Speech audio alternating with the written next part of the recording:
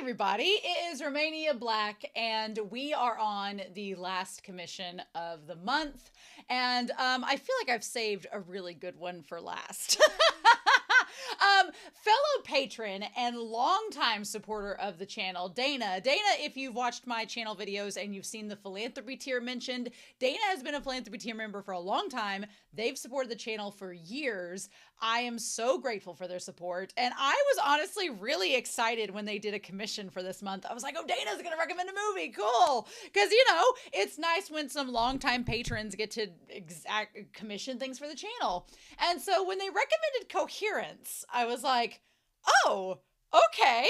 So this movie, the site that I'm watching it off of says it came out in 2014, which is like 11 years ago. But I'd also seen where it came out in 2013 too, so probably on the border there. It's weird. I feel like I know of Coherence because it's been maybe mentioned as a good movie, but I've never sat down and watched Coherence. I didn't watch the trailers. I don't know anything about it. I just know it's a live action film. I want to say I remember it being mentioned 10, 11 years ago, but I don't remember anything about it. So it is an hour and a half, so it's not a crazy long movie, which I'm not going to lie with y'all. Last week's movie was 4 hours, and I loved it to pieces. But my throat hurt for 2 days after watching that film because I just talked so much in one sitting.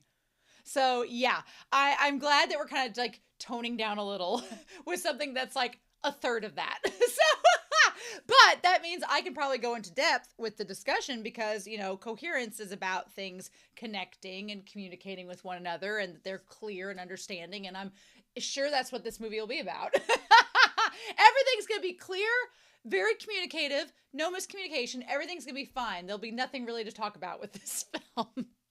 I doubt that, but yeah. So I'm super excited. I hope you all are as well. I want to give a shout out though, because Dana has been a member of the philanthropy tier. I feel like it's important to mention them before we dive into this. So if you are on my Patreon, there's 4 different tiers that you can be a part of. Dana's commission is rounding out the commission tier where I only do 4 months. So the slots are limited on that one. Grab them if you can. But I want to give a shout out to the philanthropy tier because they donate a little extra each month to get mentioned in the commissions and in other videos across the channel. So thank you to Alex Cornejo, to Be Happy, to Bisa, to Alyssa, who is a new member of the philanthropy tier, as well as Damage3245, Dana, of course, Devorin, Daniel, Destiny Marie, Danger Zone, because I have to say it that way, Eric, Ichu, Show, Ghostly Turnip, as well as Daniel Elfreya, Lyndon, Liam Posel, as well as Murphew, Mochikun, Willie Morris, Shimoyama, Sunspots, and Translucent Men. And I have something in my eye, but also Sunspots, Shimoyama, they kind of upgraded to the commission tier for this month. And then also thanks to Sean on the commission tier, that movie last week was a journey. So thank you all so much for your kindness, your support, all of my love, and all of my love to everybody on Patreon who support me, and then all of my love to everybody that subscribes to me on YouTube. So thank you. Those help me to get exposure. So, and maybe other people will find these movie reactions and enjoy them just as much as I do. So that's the goal anyway. But I'm super excited that Dana has shown support, commissioned this movie to round out the month. Also, fun times. This is my first month where I have found Tubi. I'm not sponsored or anything by them at all, but I've watched As One on this channel earlier this month through Tubi, and Coherence is on Tubi. They are free for you to watch, so go check them out. Now, As One had some commercial breaks during the movie. I will edit those out so they will not be present. But you may experience commercial breaks in addition to the movie itself. But you can just scroll around those. I have something in my eye and it is a bugging me. Probably mascara. But anyway, so I'm super excited. I don't know what this movie is going to be about, but it should be a fun time. So I'm going to clean this out of my eye and then we're going to get started. I think I got that fixed. Anyway, I'm excited. I hope you all are as well. Obviously, link down below. You know how that works. We're going to be doing our headphones as everything. But you can watch this movie online for free. So that's good to know. There's not a paywall. I don't know how it is outside the US. But anyway, so we're going to get started with Coherence. And I'm excited to see where this goes. And we're going to do that here In 3, 2, 1, and let's do it to it, Lars.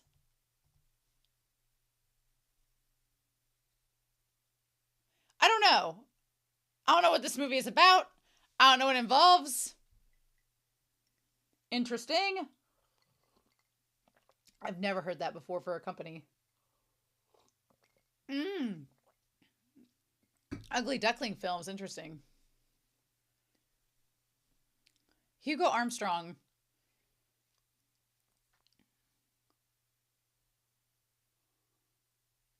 Feels like a normal conversation.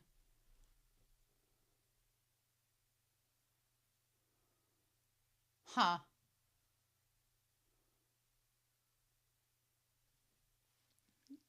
Oh, Lauren Maher? I know her.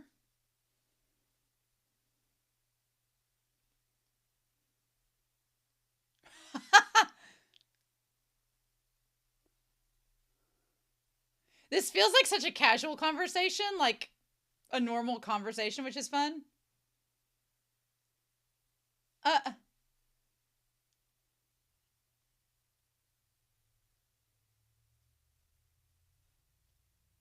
Ooh.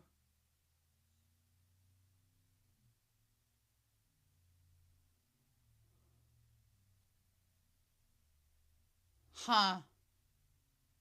And everything not being clear, which ties to the Coherence title, is interesting. Huh.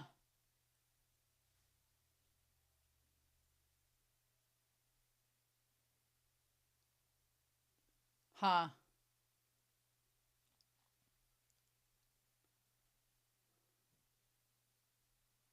Oh. So we need to talk about stuff before.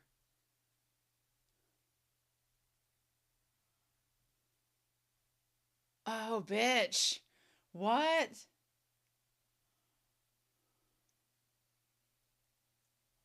Oh, shit.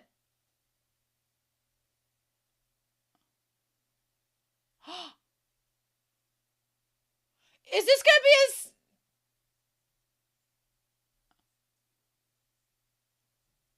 Is this gonna be a scary movie? Is this gonna be a scary movie? Oh, I know her.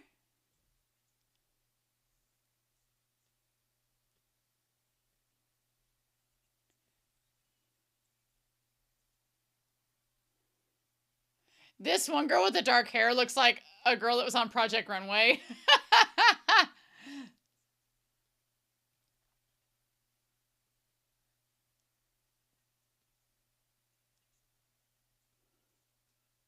Yeah, that's freaky.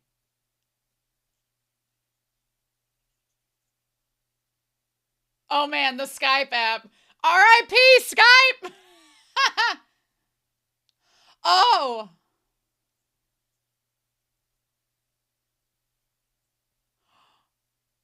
Interesting.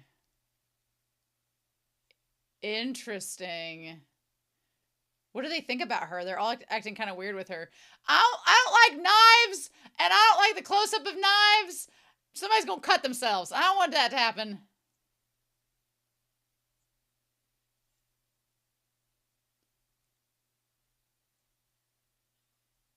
Did they just break up?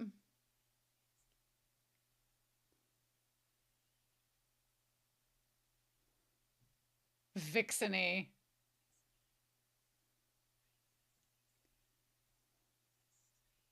This guy looks kind of like. Psh.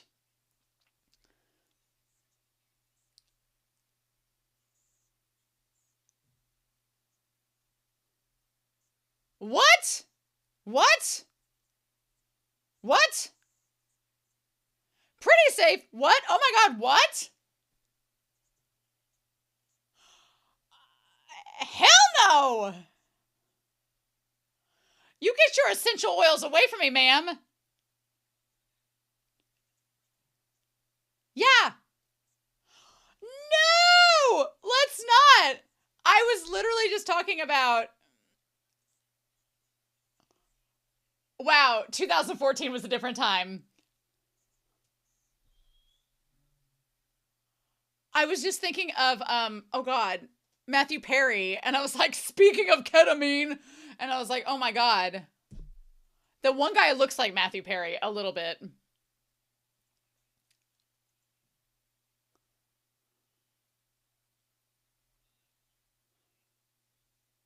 Is this Kevin?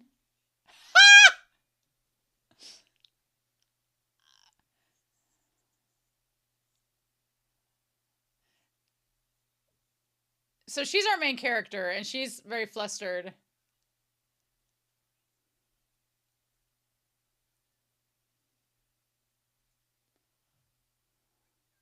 Okay, I know him. He's been in a lot of things.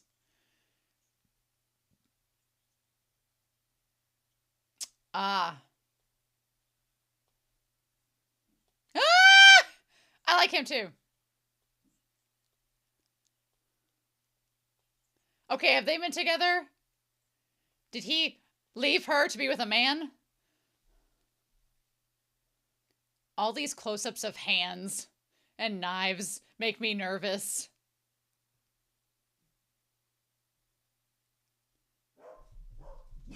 This also, like, the way it's filmed is raising my anxiety.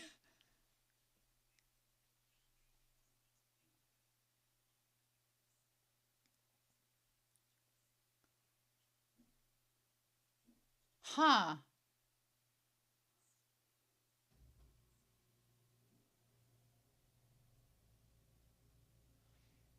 Ooh. What is he asking her to do that she's like, I don't want to go there 1 or 4 months?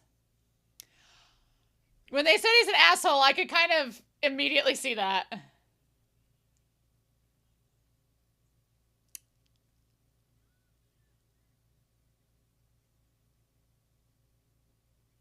She's less vixening than I thought she'd be.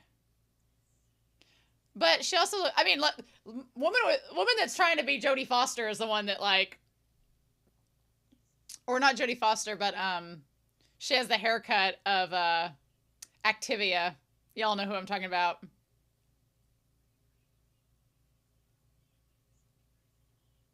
Okay, so they have history. And our main girl is worried about him maybe relapsing to be with her again. Yeah. Huh. I love how the conversation is so authentic and real in this. Like, this would be an actual conversation at a party.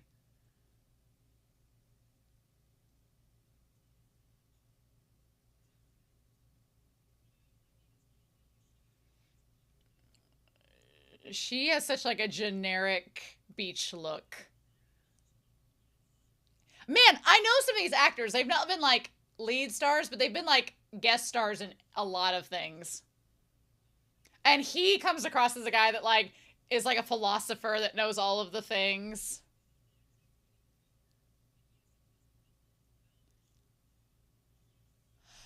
I like that she knows these things. I like that she knows everything.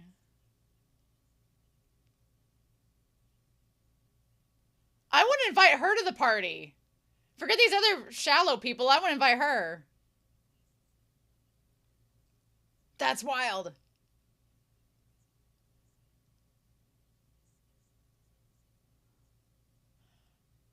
What?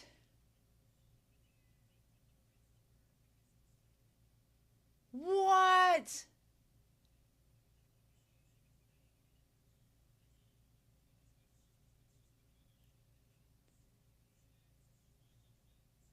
Those wacky fins. Oh my god. She literally was a woman on Project Runway season 4. She looks just like her. Yeah, she would say the word celestial. This lady here with the blonde hair, she has like fun facts and trivia and looks fun. I want to invite her.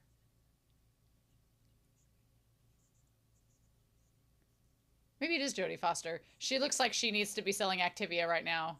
But I respect the haircut and her looks. It works for her. She can pull off the pixie cut. Yeah, that picture looks weird there.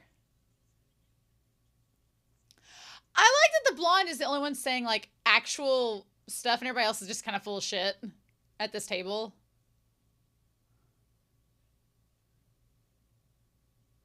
Lori. Oh man. Oh wow, she's like, don't do it.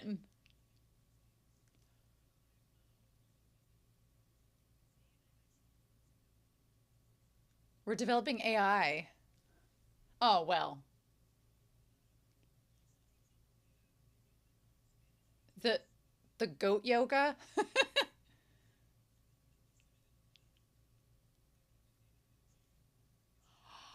Oh, now we're getting into it. Now we're getting into it.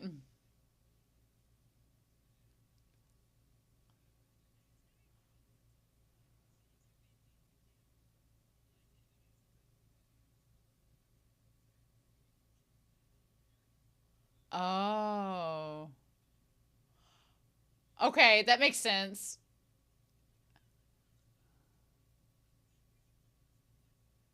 Oh shit. Oh shit. Oh shit. Oh god, ma'am.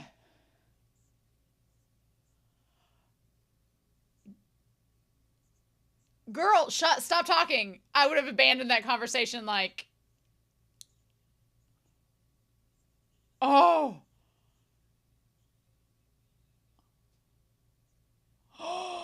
The passive aggressive shade being thrown. Yeah, cuz he looks like Matthew Perry a little bit, but he also looks like the character that plays Joe in that series. Joey from Friends.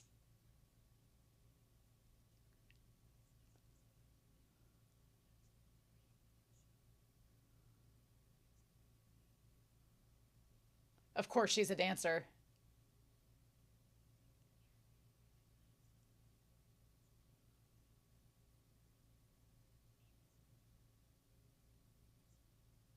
Mm.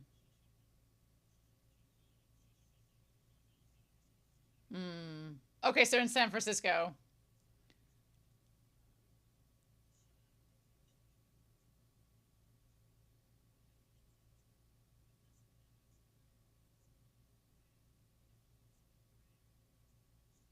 Mm. Oh shit. And she sucks.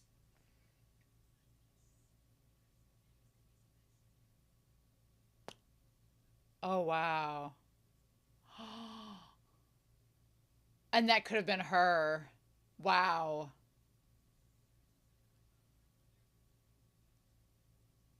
Oh. Wow. Holy shit, man. This woman, Lori, is she's shut up. She's like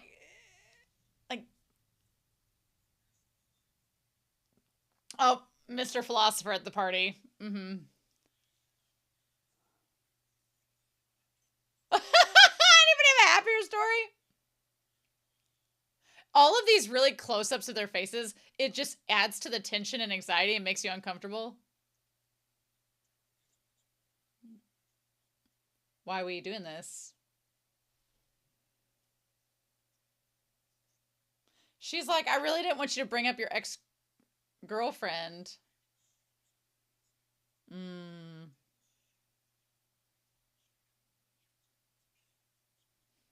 So a bear and then a dog?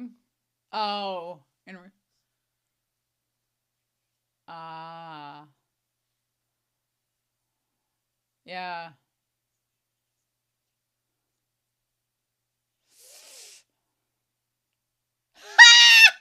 I'm sorry. Man, these people, other than the blonde woman that's the dancer, these people are like, I would not want to be at a party with them.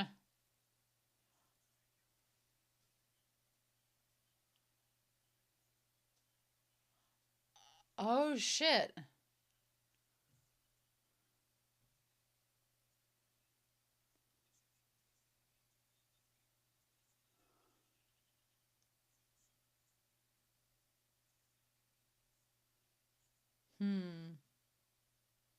A wireless, baby. Yeah, nobody in 2014. No, people stopped having landlines.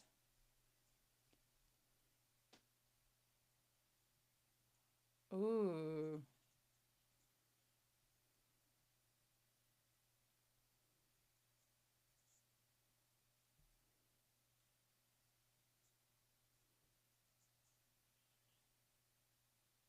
Oh, is this guy gonna freak because he can't contact his brother?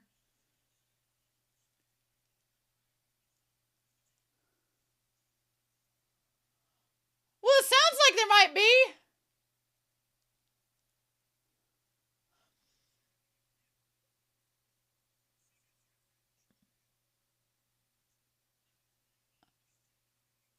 Ooh. Ooh.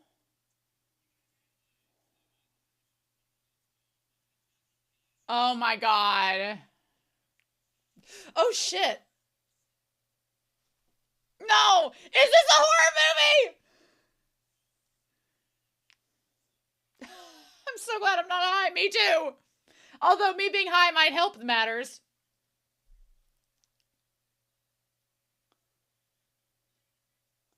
This has a Blair Witch Project vibe to it, and it's gonna freak me out.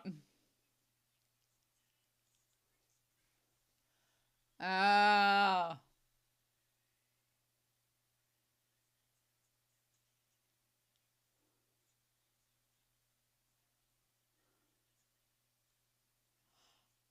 Oh, and you can't hardly see anything?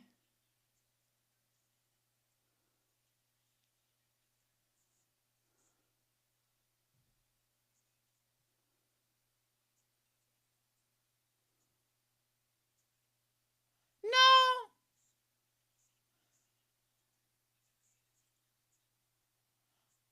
I mean, um,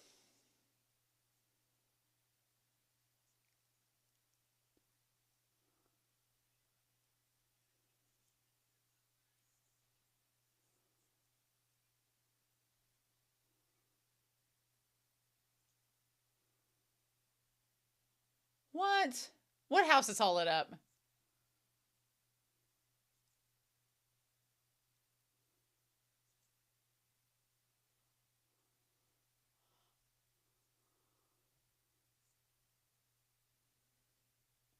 The one guy you're supposed to call.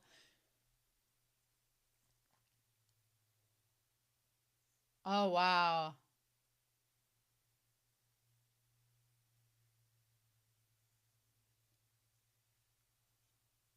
Oh, wow.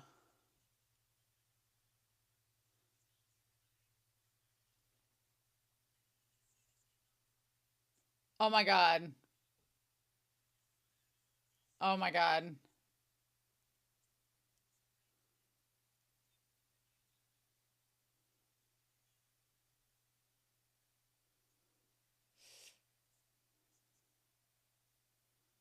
Hmm.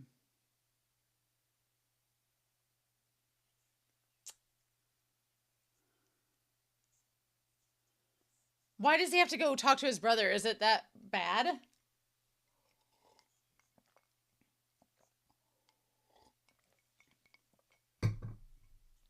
What?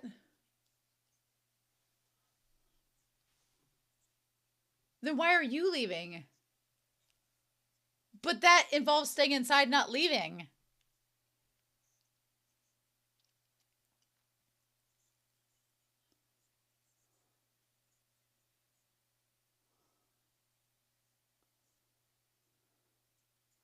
No, that's Jurassic Park logic. No, don't be Samuel L. Jackson and think, I'll just go 2 blocks away and then get taken out by a velociraptor. Nope. Nope.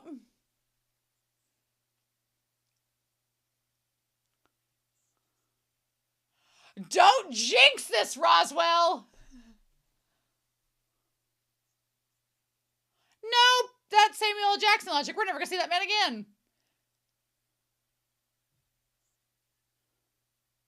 So did Amir and him go?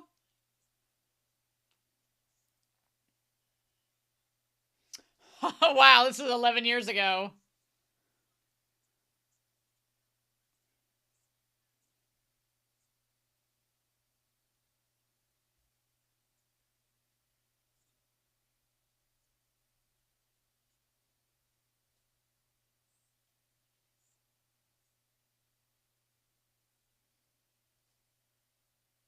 Oh, of course. Oh my God.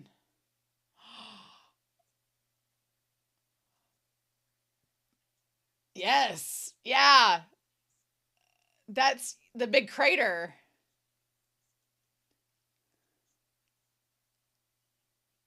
Well, but oh, the trees. Yes. Not a crater, but the trees are flattened.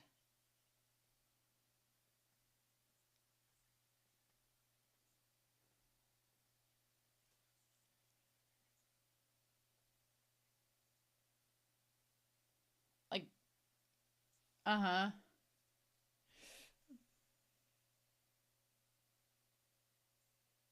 Nope. Nope. Nope. Why are you trying to freak me out?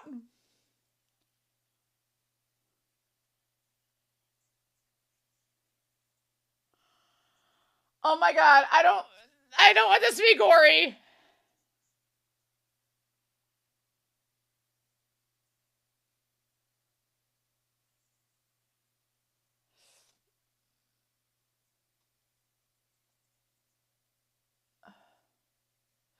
Ah.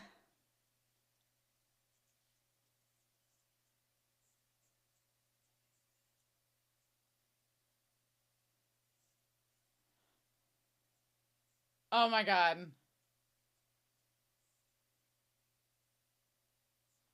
Well, no. Oh my God. Oh my God. Oh my God.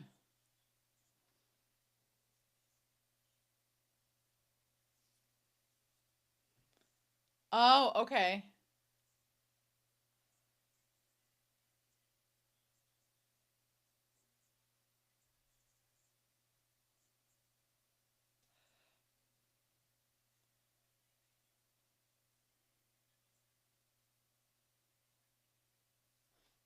Oh my God.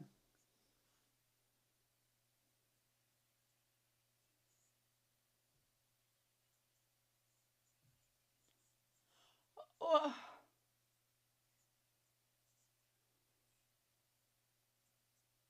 oh my God. I'm like so tense.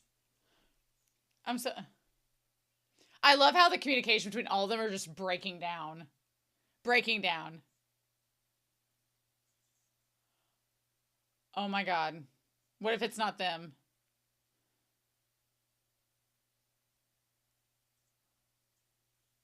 But is it them? Oh shit.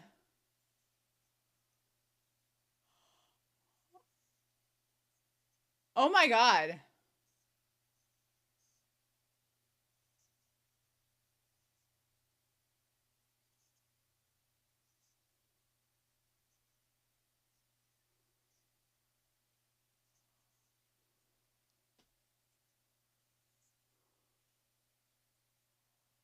What?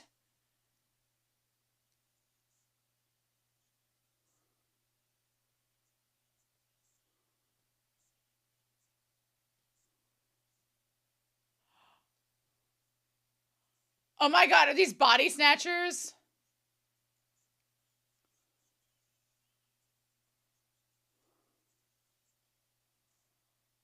No, don't open it. Don't open the box.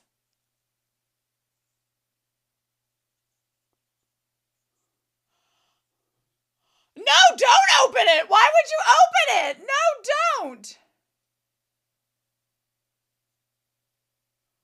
No, don't open the box. Why would you do that? You don't know what it is. Yeah. Oh my God. Oh my God. Oh my God.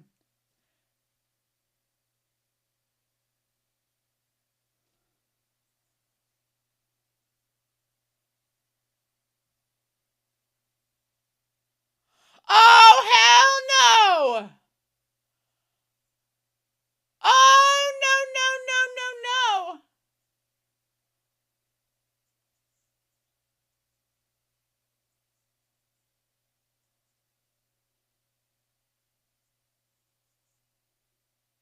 Oh my God. Oh my God. Nope. Nope. Nope. Nope. Nope. Nope. Nope. Nope. Nope. Nope. Nope.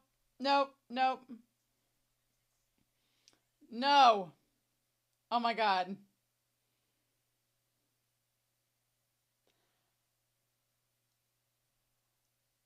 Oh my god. I don't. Something bad's gonna happen. Oh my god. Something scary is gonna happen. Nope.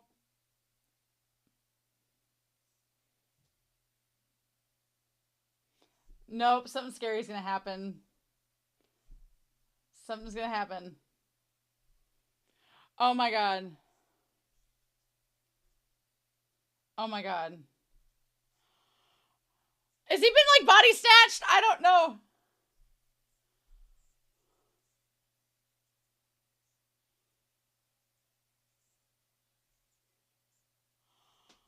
Oh my god.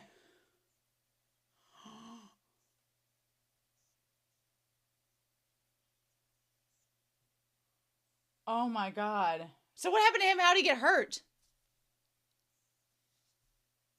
No.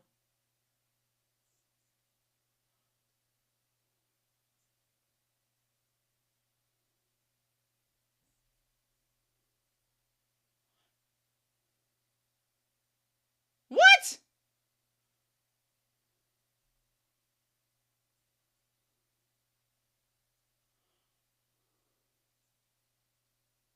But what happened to his head? How did his head get hurt?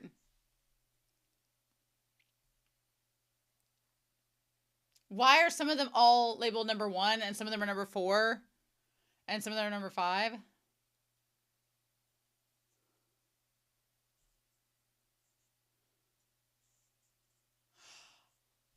Oh my god.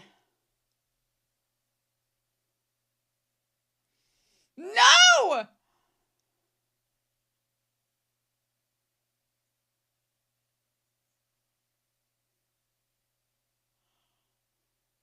Oh my god.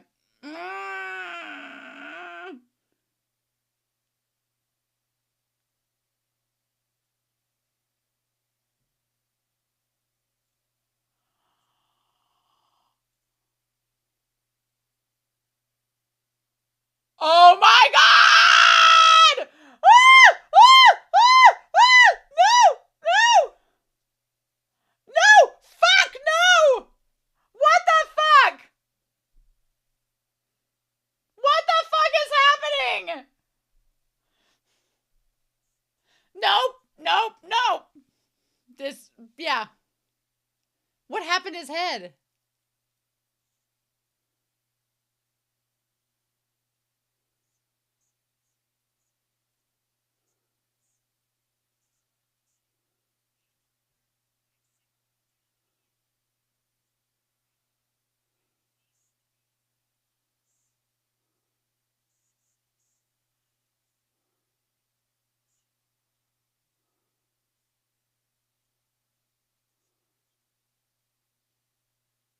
Oh.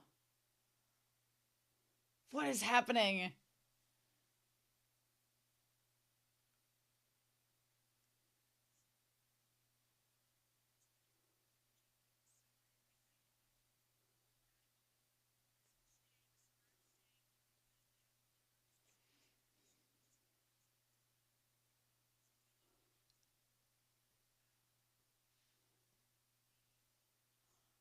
Okay.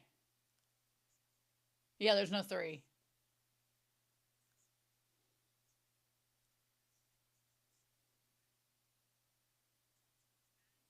Hmm. No, it was not.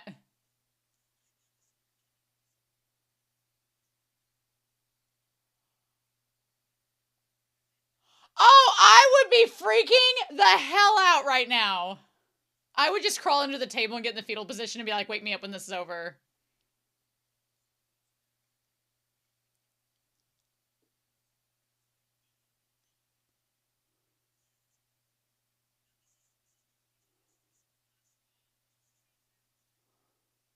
Oh my god.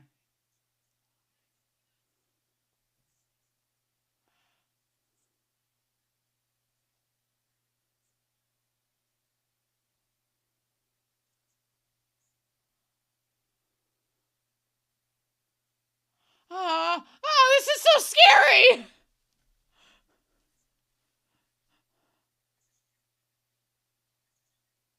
Is it from the future?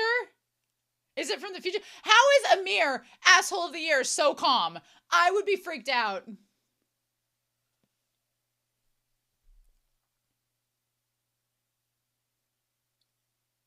Don't drink blonde. You need to be our sole, like, coherent person in this.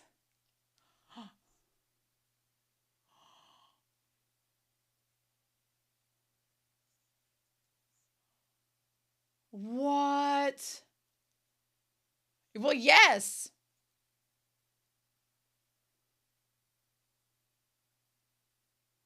Girl, what?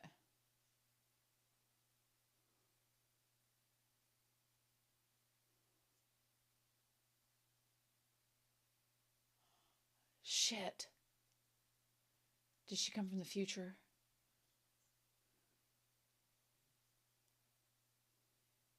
Uh-huh. Yeah, we're gonna go back to that.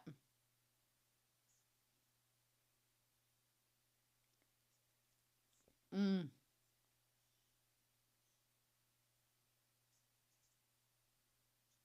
Ooh.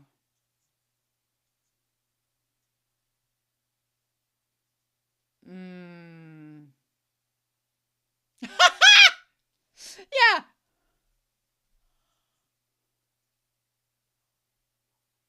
I mean,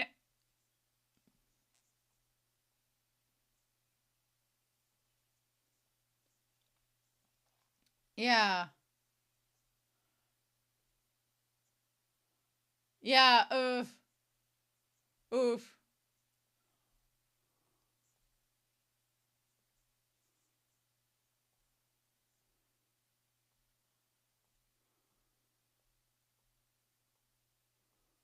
Oh.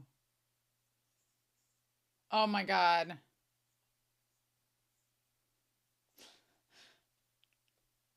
I mean, one that's not had a concussion, maybe. That is splitting up.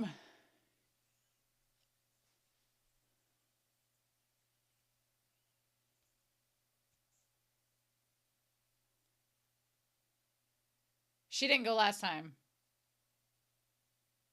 Oh, she's not gonna let Kevin go with Lori. Yeah.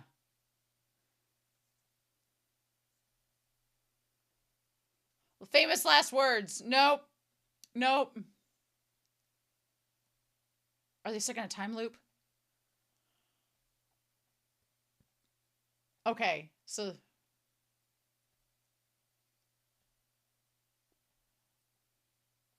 what?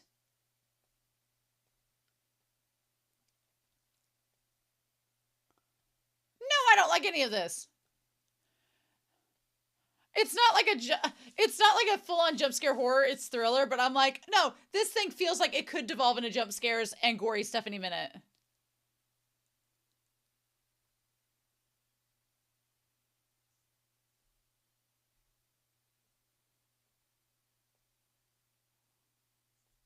Oh my God.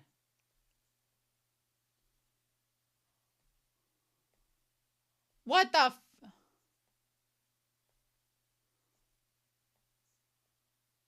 what?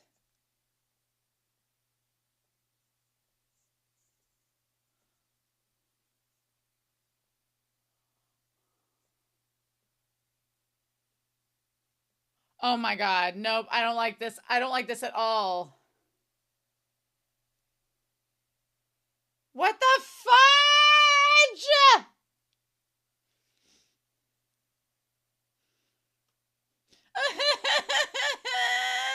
I don't understand what's going on. And it's freaky. Oh my God. But oh my God, but why?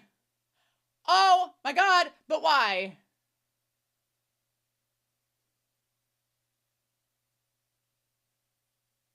Oh my God, but why? Why are they all? Oh my God!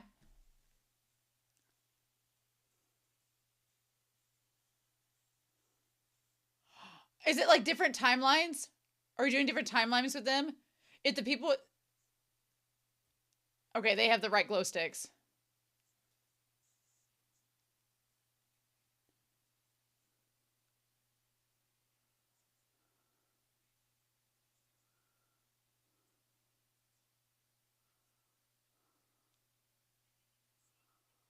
Oh.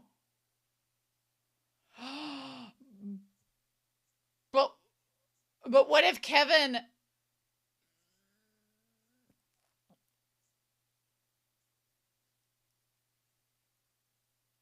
Okay, so is this guy and the other guy...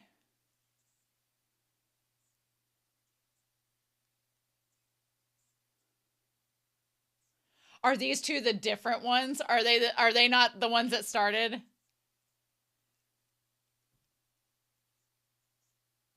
Okay, yeah, these two. They're not the real ones. They're different ones.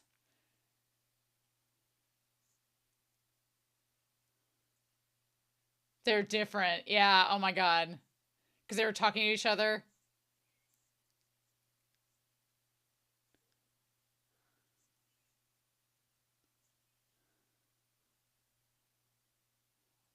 Oh my god. Oh my god.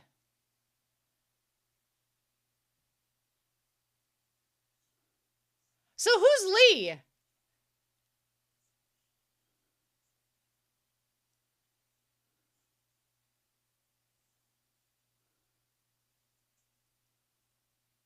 Is this a different one though? Who is Lee in all of this?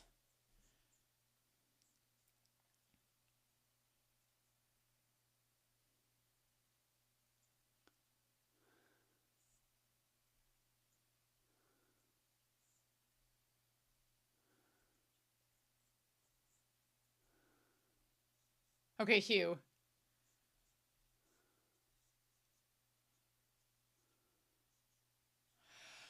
Oh my god. Coherence. No, Schrodinger's cat is like, yes, a thought experiment. Oh. Uh-huh.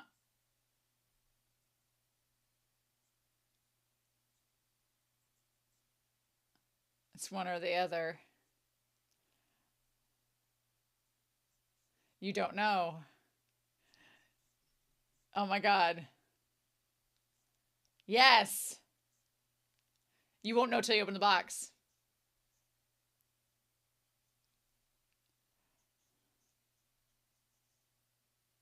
Oh. We're talking about world lines. This is oddly relevant to what I'm watching on this channel. Yeah.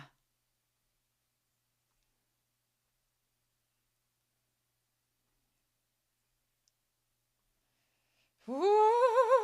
It's like she was talking about the husband. She said she killed her husband, but then he was alive.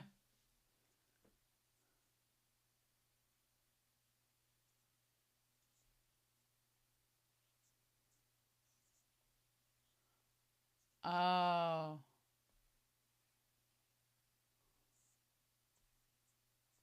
Yeah.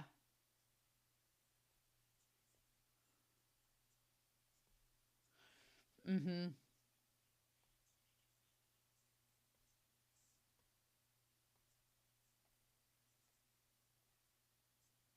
Mm. Oh my god. This is crazy.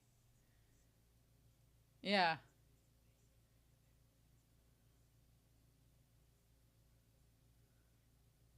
Uh.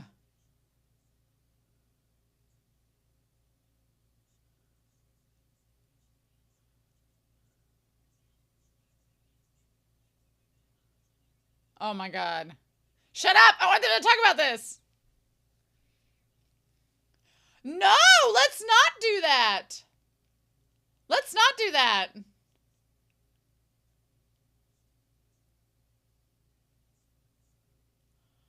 I mean, wait till the comet passes.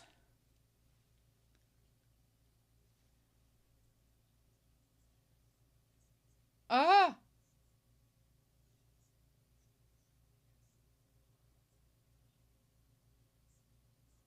Are we?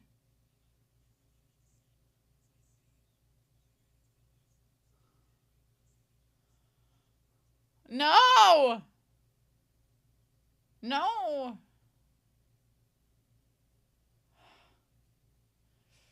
Oh my god.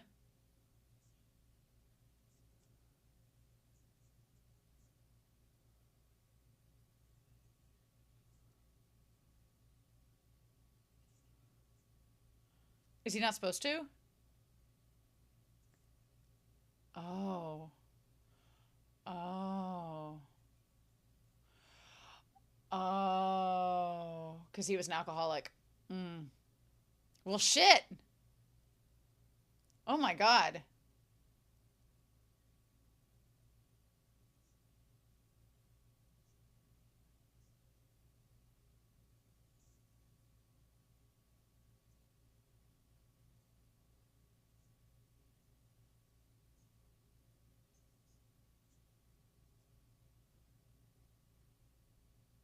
Oh.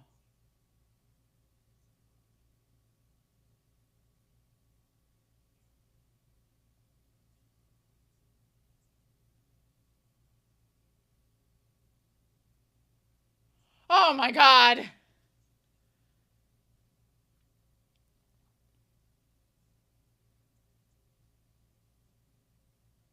Oh my God. Wait, let's talk about this a little bit more.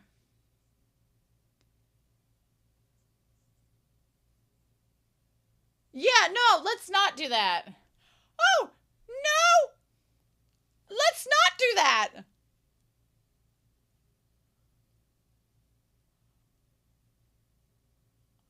Roswell is freaking me out now. Hugh and Amir were, but now he is. Mike is freaking me out.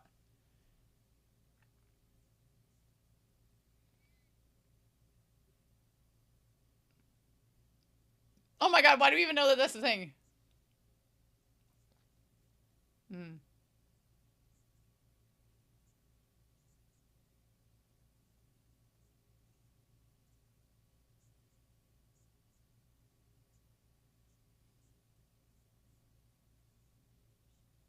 Mm. Oh, that's Lee. Oh, that's Lee. Okay.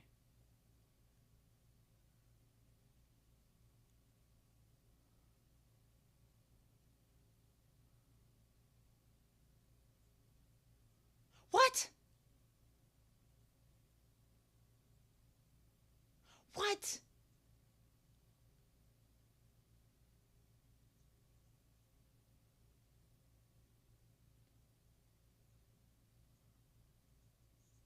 No, yes, that is the worst idea ever. What if the note ends up here back with them? No! Oh my God. Oh my God. Yes.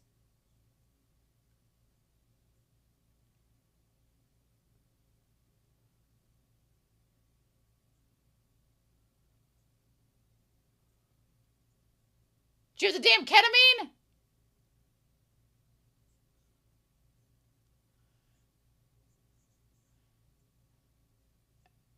You gave her the damn ketamine.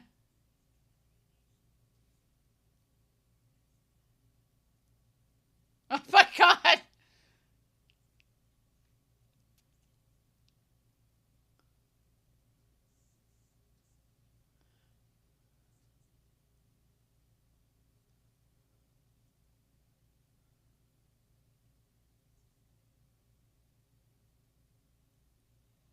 Oh. Oh. Oh my God, Beth.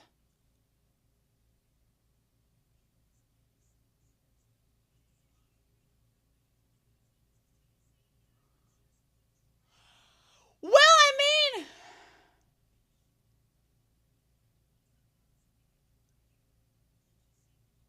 oh my God.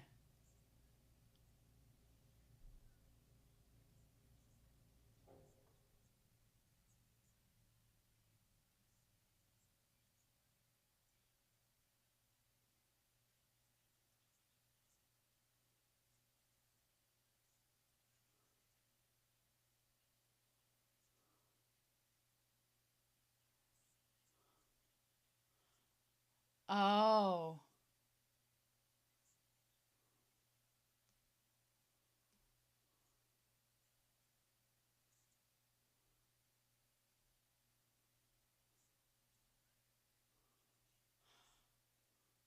I'm curious because Amir and Hugh are coming to different conclusions, but I think they're the same. Oh my God. And Mike's gone now. Shit.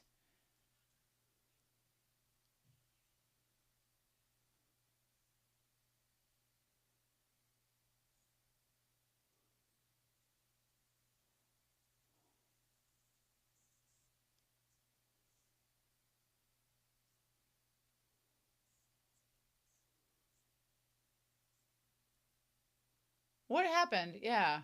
Wait. Did we talk about that vase before? We talked about that vase before, didn't we? What the fudge? Yep. Yep. Yep. Oh, shit.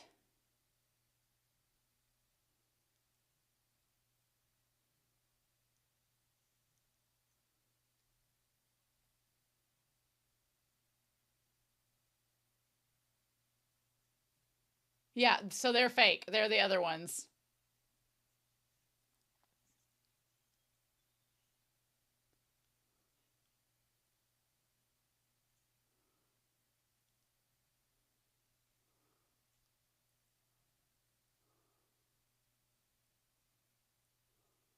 Oh my God.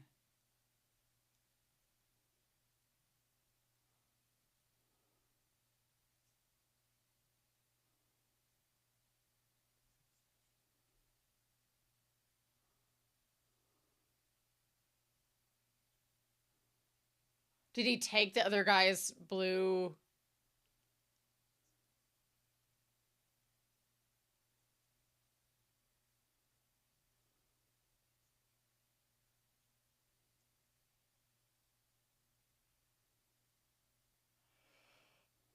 Oh my God. No, that's not him. It's a different mic. Oh my God. No, no, no, no, no, no, no, no, no, no. Oh my God.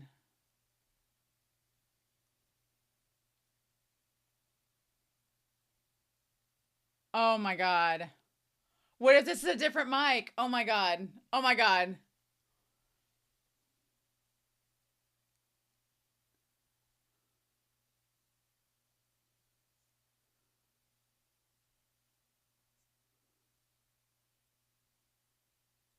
Oh my God.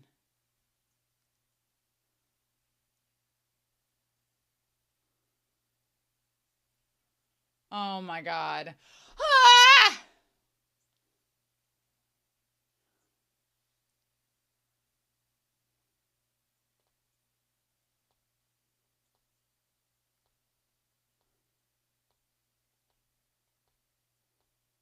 Oh my God.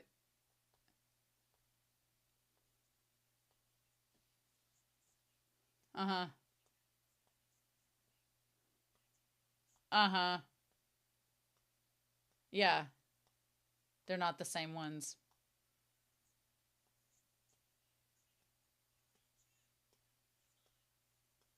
Uh-huh.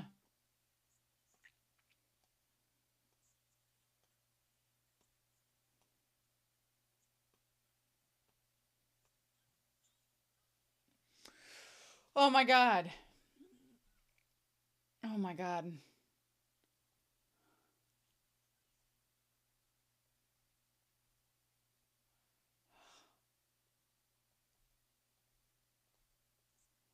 Oh. Mm. No. Yeah, no, it was the other ones.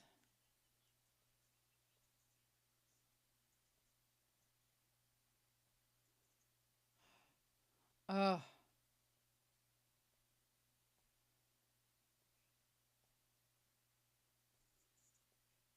Uh-huh.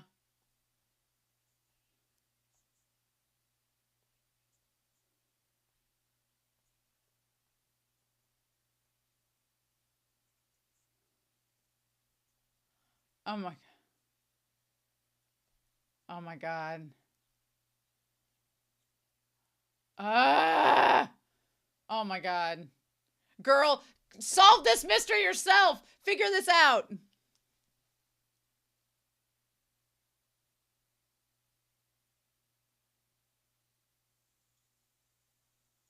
Ugh.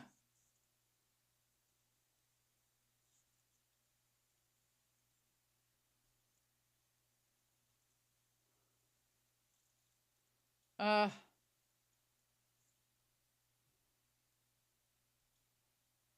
Oh my God.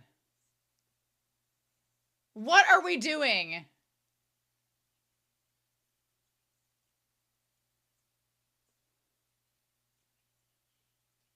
Oh my God, she put it in there? Oh my God. And now that glass was broken at the beginning, wasn't it? Okay. So we found the pictures.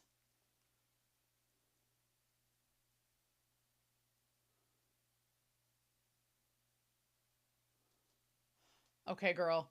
Come on, girl.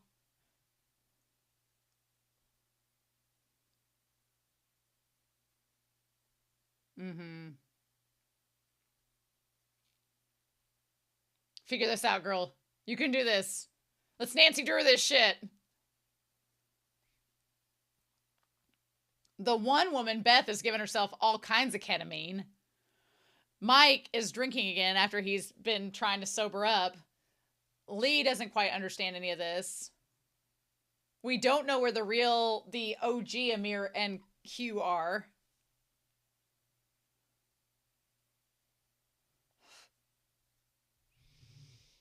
Oh my God. Oh shit, you two are gonna get together, aren't you?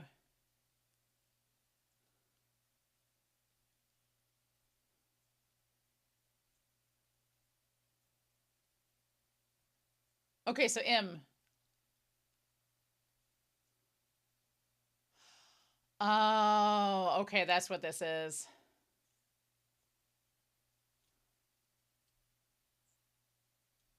I'm sure you don't, Lori. It is not your business. Oh my God. Home wrecker! They known your business, girl.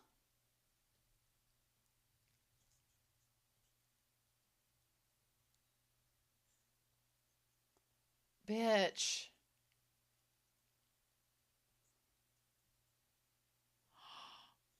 Hey, hey, hey.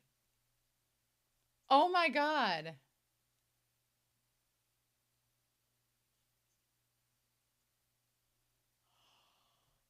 Oh my God. This guy's an asshole. Ah, love her your ass. You are.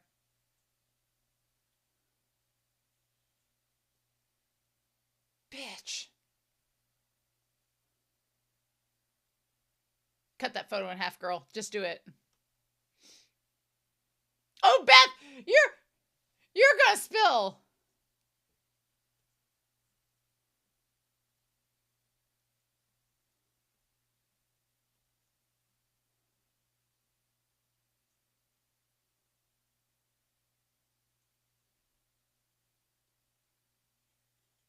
Oh my God.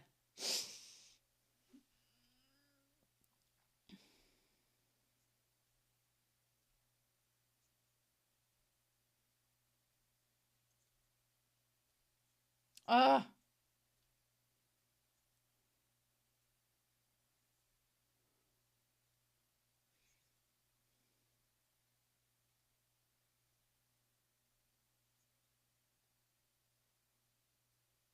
Aw. Aw. That's actually really sweet.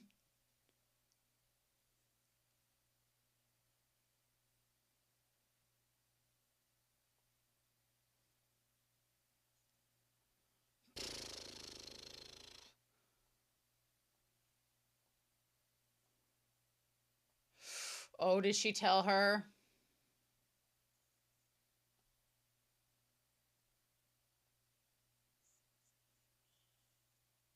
I like the distance between them compared to like Lori when they're in the closet.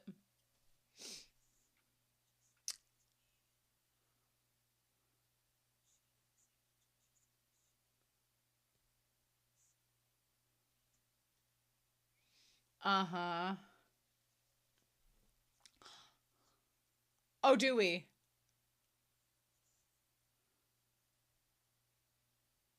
That was a pretty guilty answer. God, why?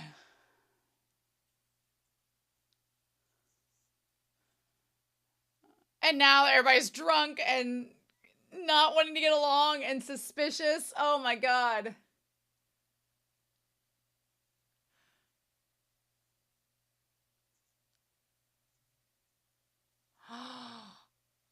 Oh, what if it's Mike? What if it's Mike doing, he was trying to get the book earlier.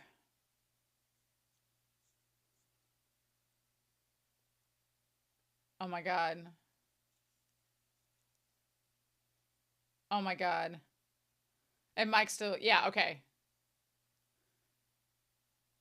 What about Kevin? Does Kevin have a blue? Oh.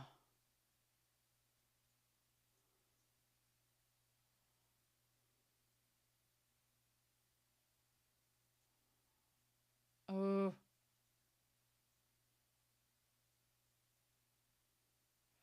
Oh.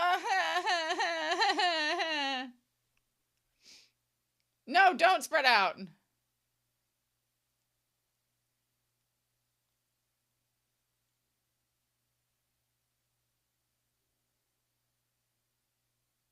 Mm.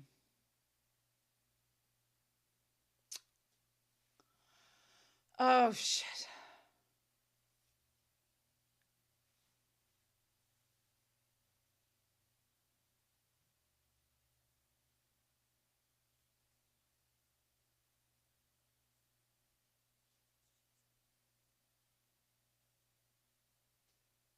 I need to see glow sticks at all times to know who is who.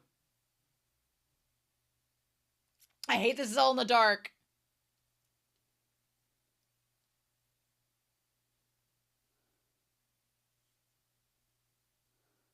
Huh.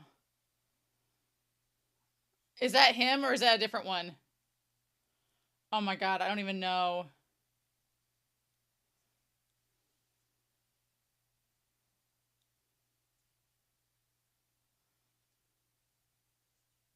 Oh my God. Oh my God. Oh my God. Oh my God. Girl, girl, bitch. Girl, run. Not cool. Oh my God. Oh my God.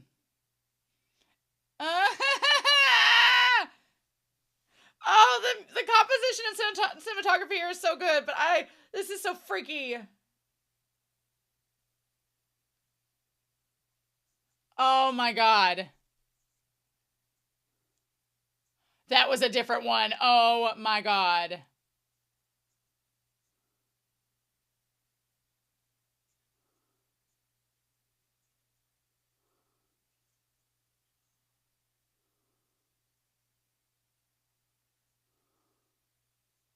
Oh my God.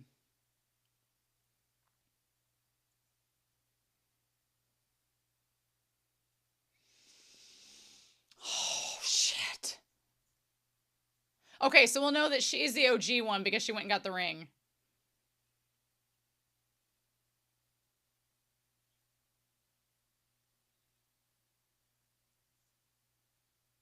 Oh my God.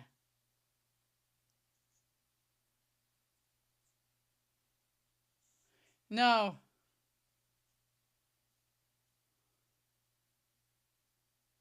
Oh my God.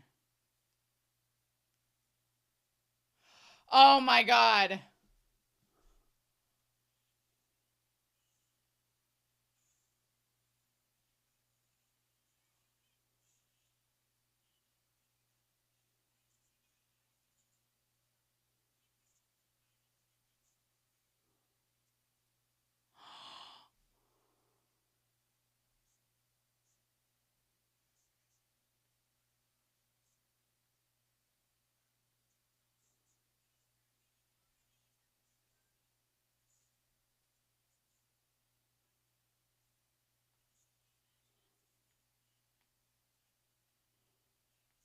Not that band-aid.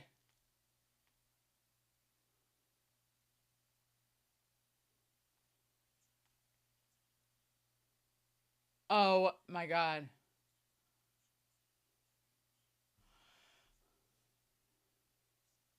Oh my God.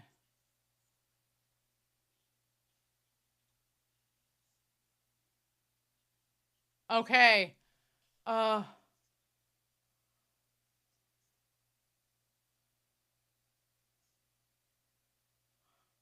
okay, so it has a different band-aid. Okay. Are we sure?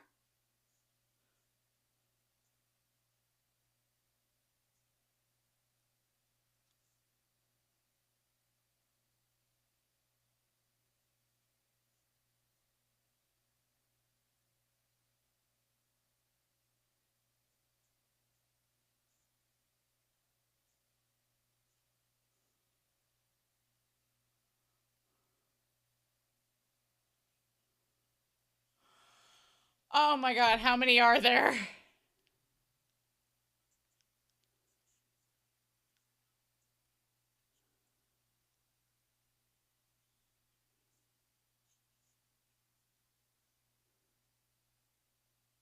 Oh my God. So 4?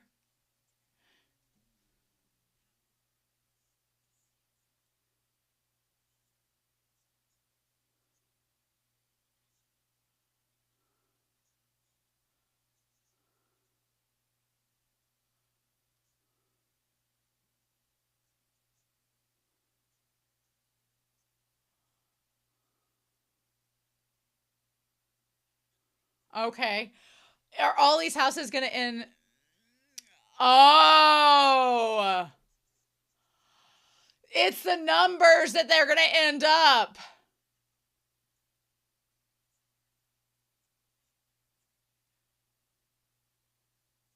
Put it on pictures. Yep, in a box.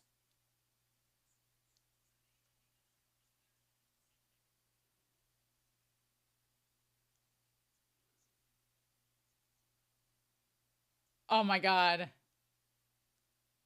Oh my God. It's like a self-fulfilling. And the photos! It's like a self-fulfilling prophecy.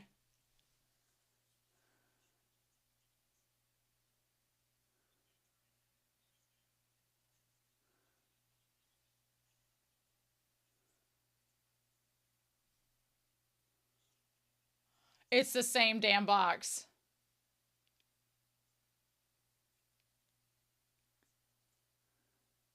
Of course it was.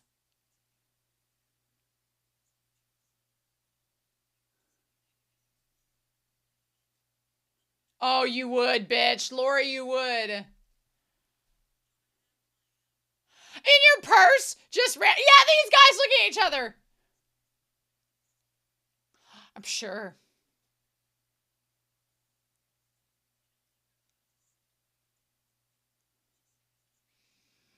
Yeah. Uh-huh. And that's where they take the picture of him.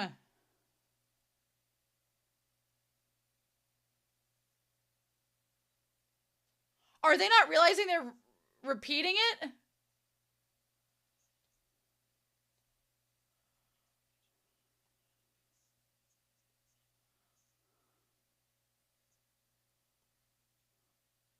Oh my God. But they're going to roll and it's going to be the same numbers it was before.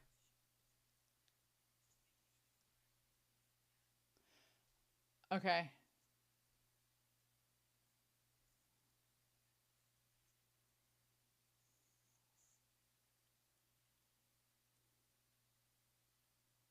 Oh, wow. Okay, it's different.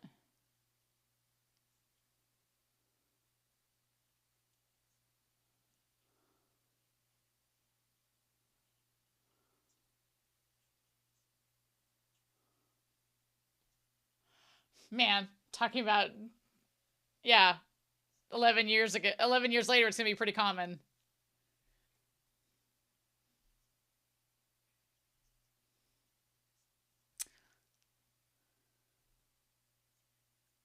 Are they going to put a ring in there, maybe?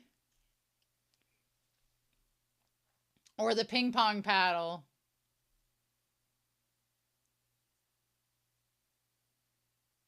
That's what they did.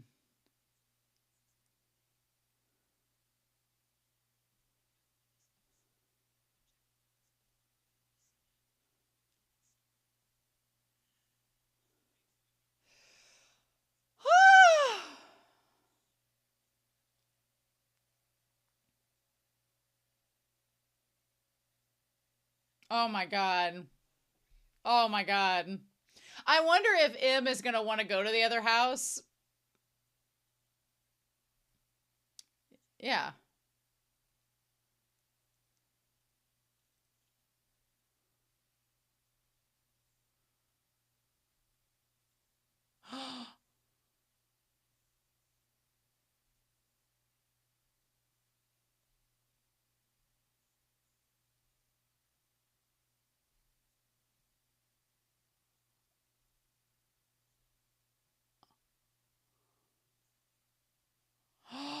But his phone isn't broken!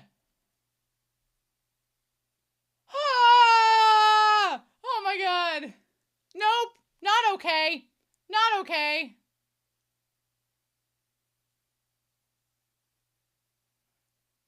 She's like, this is can't, it's not him, it's somebody else.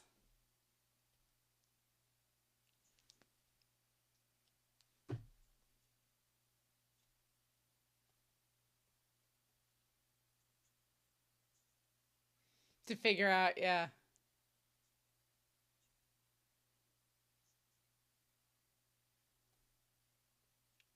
Oh shit.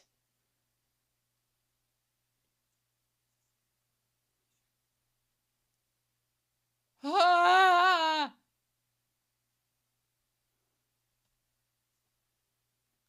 Oh my God. We have a problem.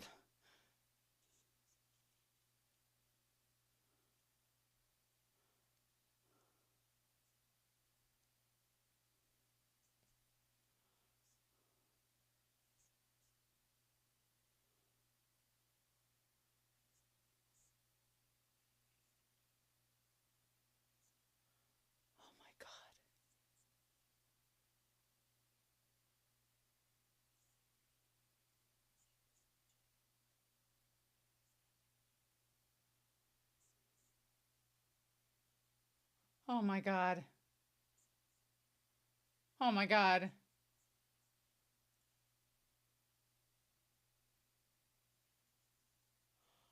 Oh my God.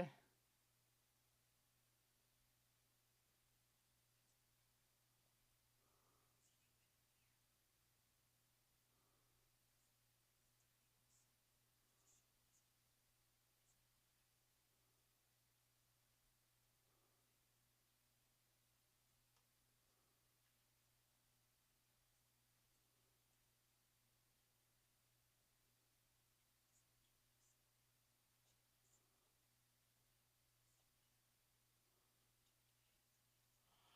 Oh my God. Oh my God.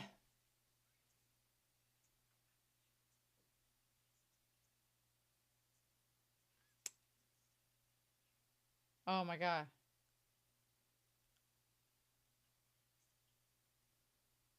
Oh my God. We might not make it to. Right.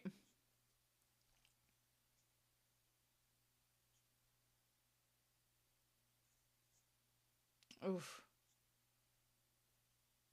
Shit.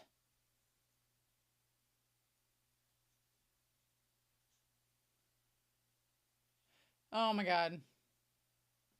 Oh my God.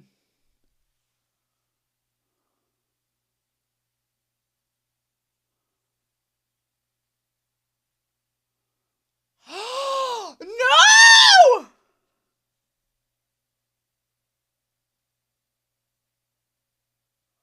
Oh my God. I forgot about the damn note.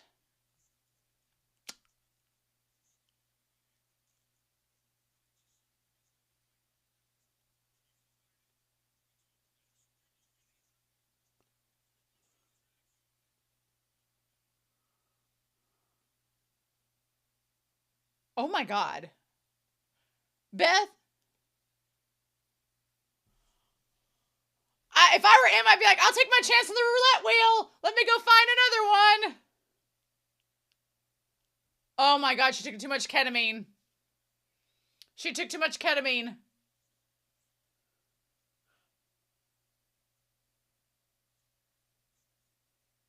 We're in the worst timeline. No.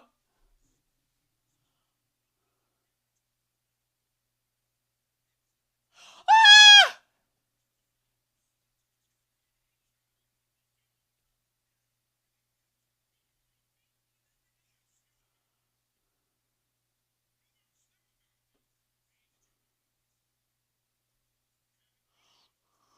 Oh my God.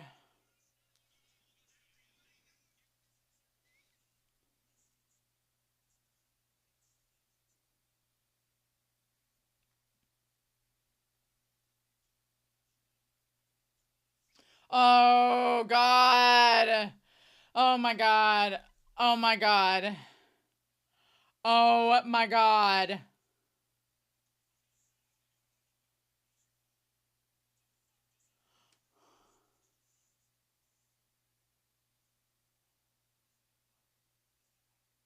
Uh-huh.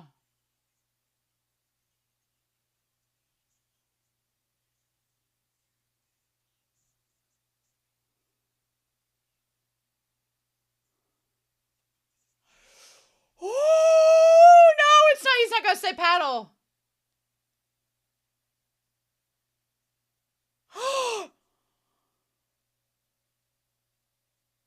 Oh my God.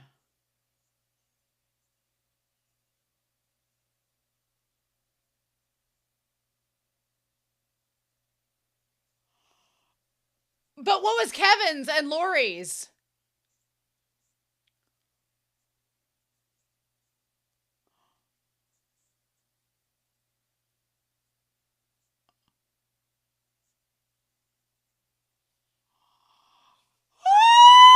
Oh shit! Oh my! Oh no!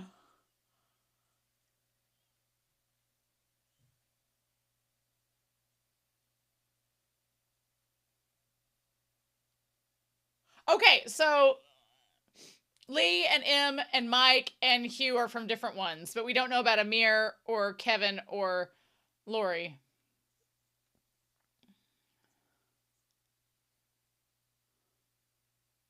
Girl, roulette wheel.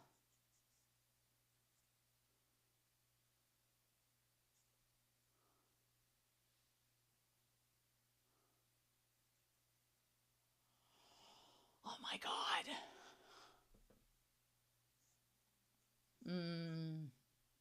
But they're all the same. Ooh.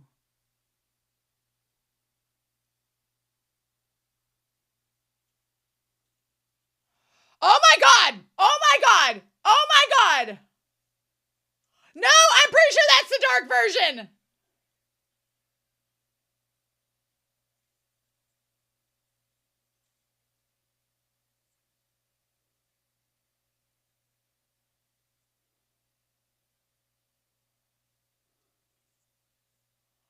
Oh my God. Oh my God. Oh my God.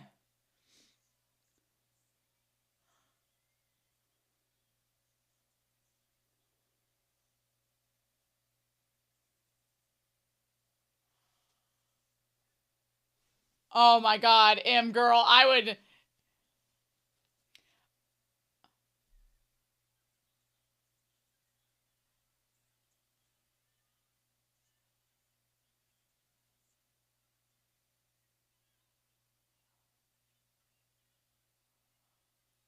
She's like, yeah, I'm gonna leave now. It's fine. Any reality might be better than this one.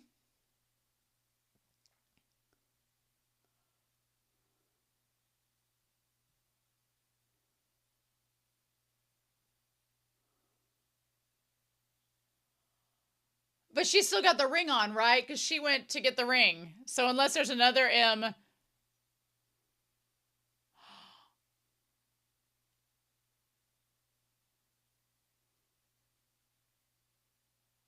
Oh, wow.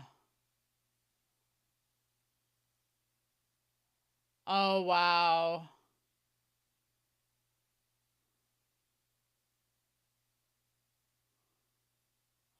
This is so trippy. Oh my God. Oh my God.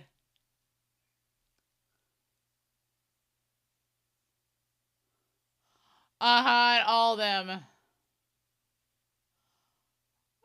It's like, no, they're all the same. It's all like, ugh. Oh my God. That one got a little bit more extreme.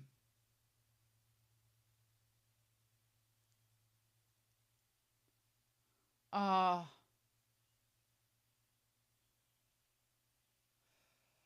Oh.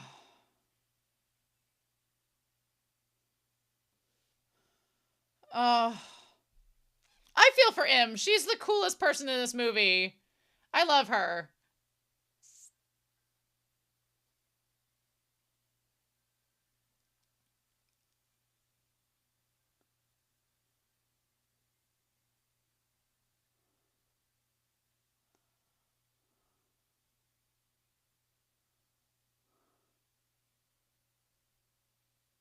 Oh.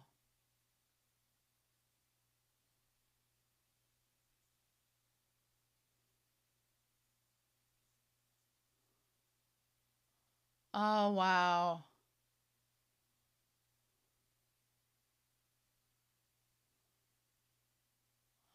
Uh,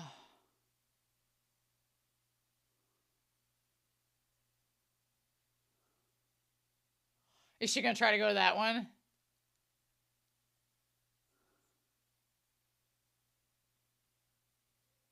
Uh, where everything seems to be normal.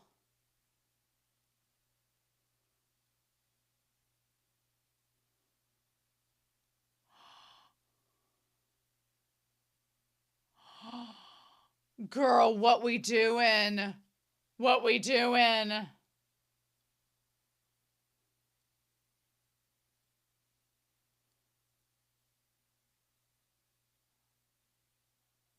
Girl, what we doing?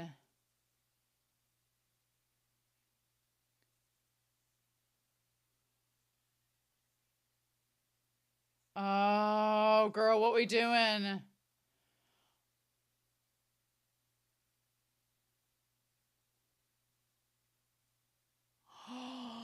Is she gonna drug them and then take her place?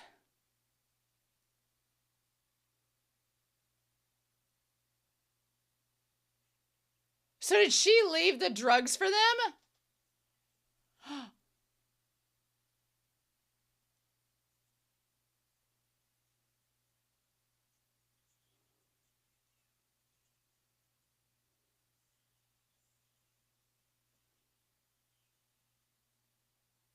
Oh my God, girl.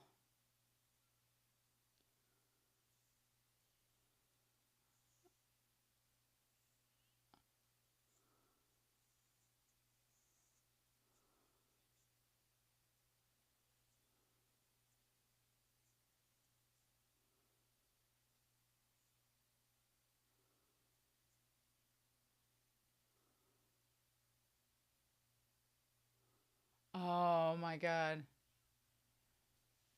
Oh my God.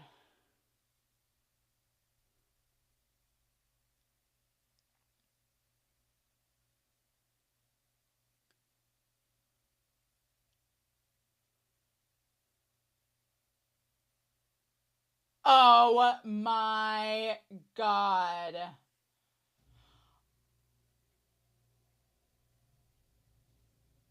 Oh my God. Oh my God.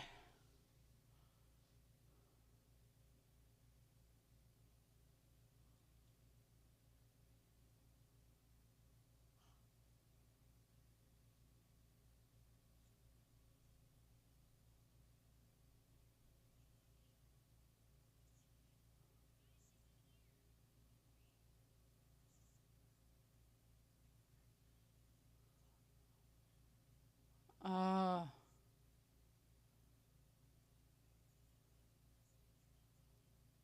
Oh my God, girl.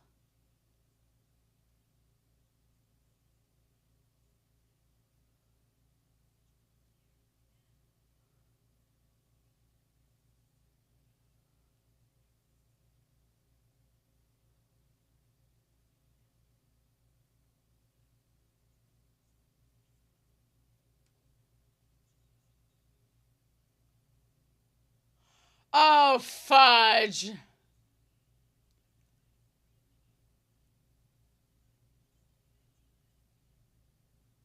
Oh my god, this is gonna end up not being great.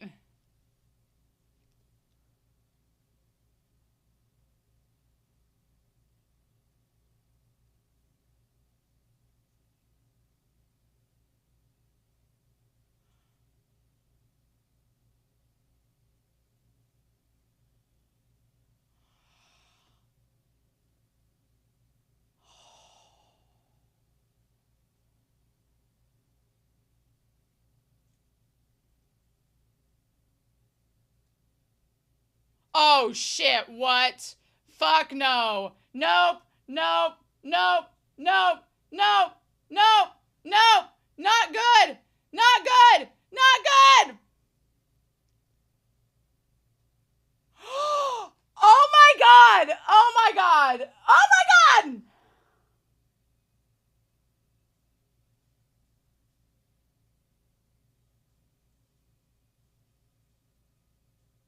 How are you gonna get out without them knowing you were there? Oh my god.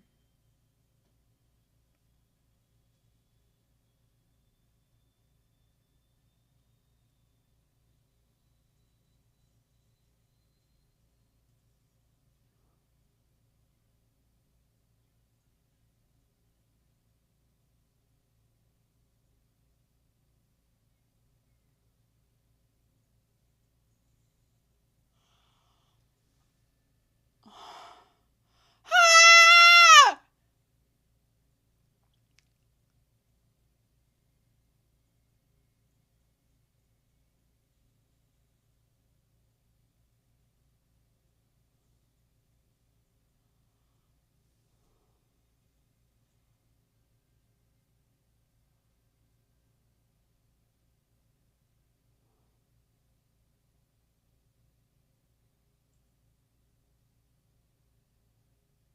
Oh my god. Oh.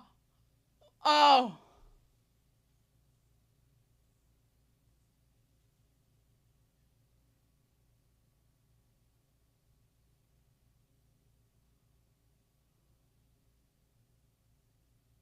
But what about the other M that is in the bathroom that we are they going to find out too?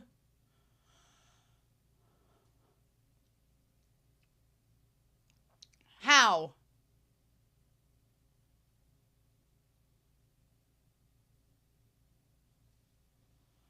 Uh, how do we what?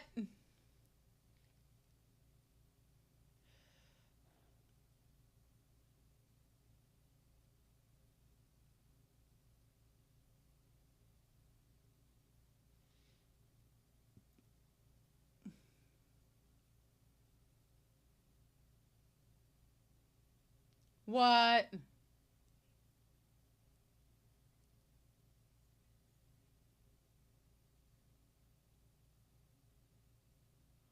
What about the other M?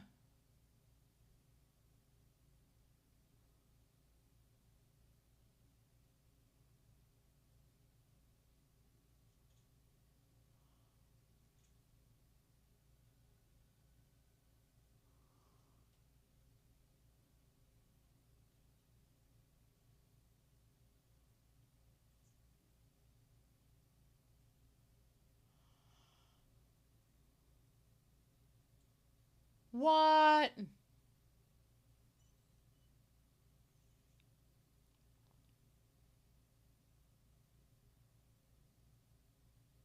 What the fudge?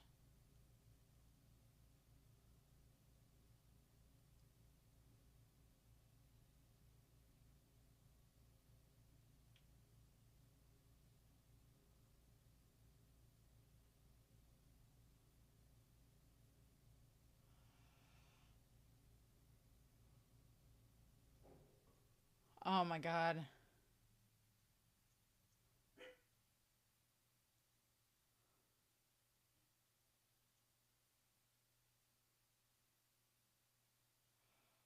Oh.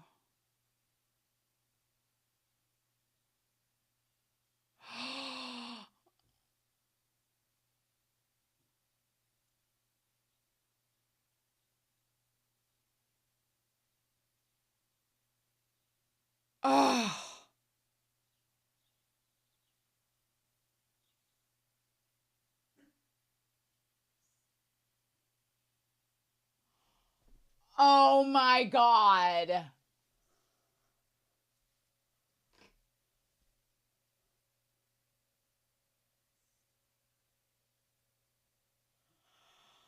Holy shit. So,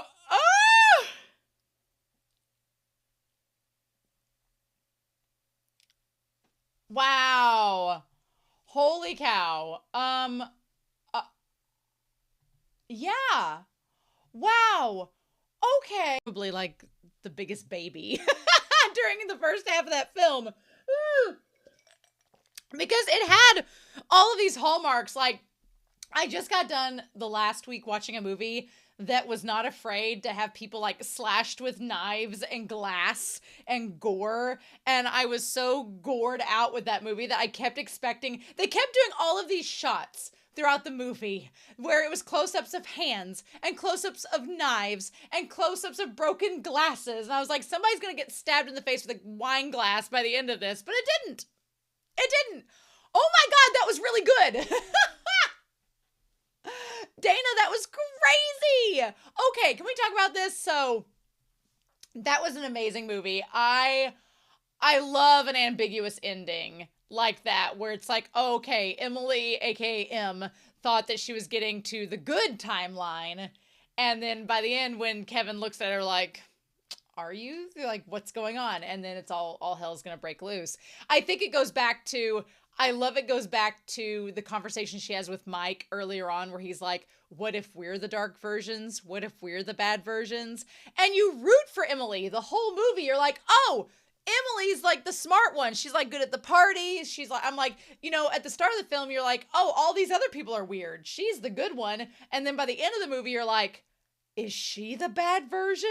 And it's kind of hinted at because she talks about how she's like, she basically retells her villain origin story to all of us at the beginning where they have the conversation. She's like, oh, I was going to be the prima ballerina. And then I ended up being the understudy. And then because I took too long to be the understudy, somebody else took my spot and they became famous because then they took center stage when the lead actress bowed out. And so basically, you know, you think it's this tragic story at the beginning, and then you realize, wait, is Emily the dark version of herself in this timeline? Because by the end of the film, granted, I don't blame her for leaving when it started to devolve into chaos. I don't blame her for being like, you know what, there's probably a better version out there, better timeline. But she picked and chose until she found the timeline that had not broken up yet. And then she went in there and tried to take out that version of herself so she could take over. Bitch, that was incredible. So I want to talk a little bit about the film. It was 2013 science fiction psychological thriller by James Ward Byrkit, his directorial debut. This film, the backstory behind it, I started reading it before getting into this discussion, is wild. So let's talk about this. So the budget for this was only like $50,000, which look, it looks it, but that's not in a bad way. Here's the thing. I watch a lot of B movies. I watch Red Letter Media a lot, and they cover a lot of B films. This, I mean, a $50,000 budget is still, I mean, it's nothing. A drop in the hat to like Marvel's $280 million schlock fest. The cinematography and the way this was filmed was amazing. Like the money was on the screen. I loved it. It basically, I think, tripled its value almost back, which is cool. Good for it.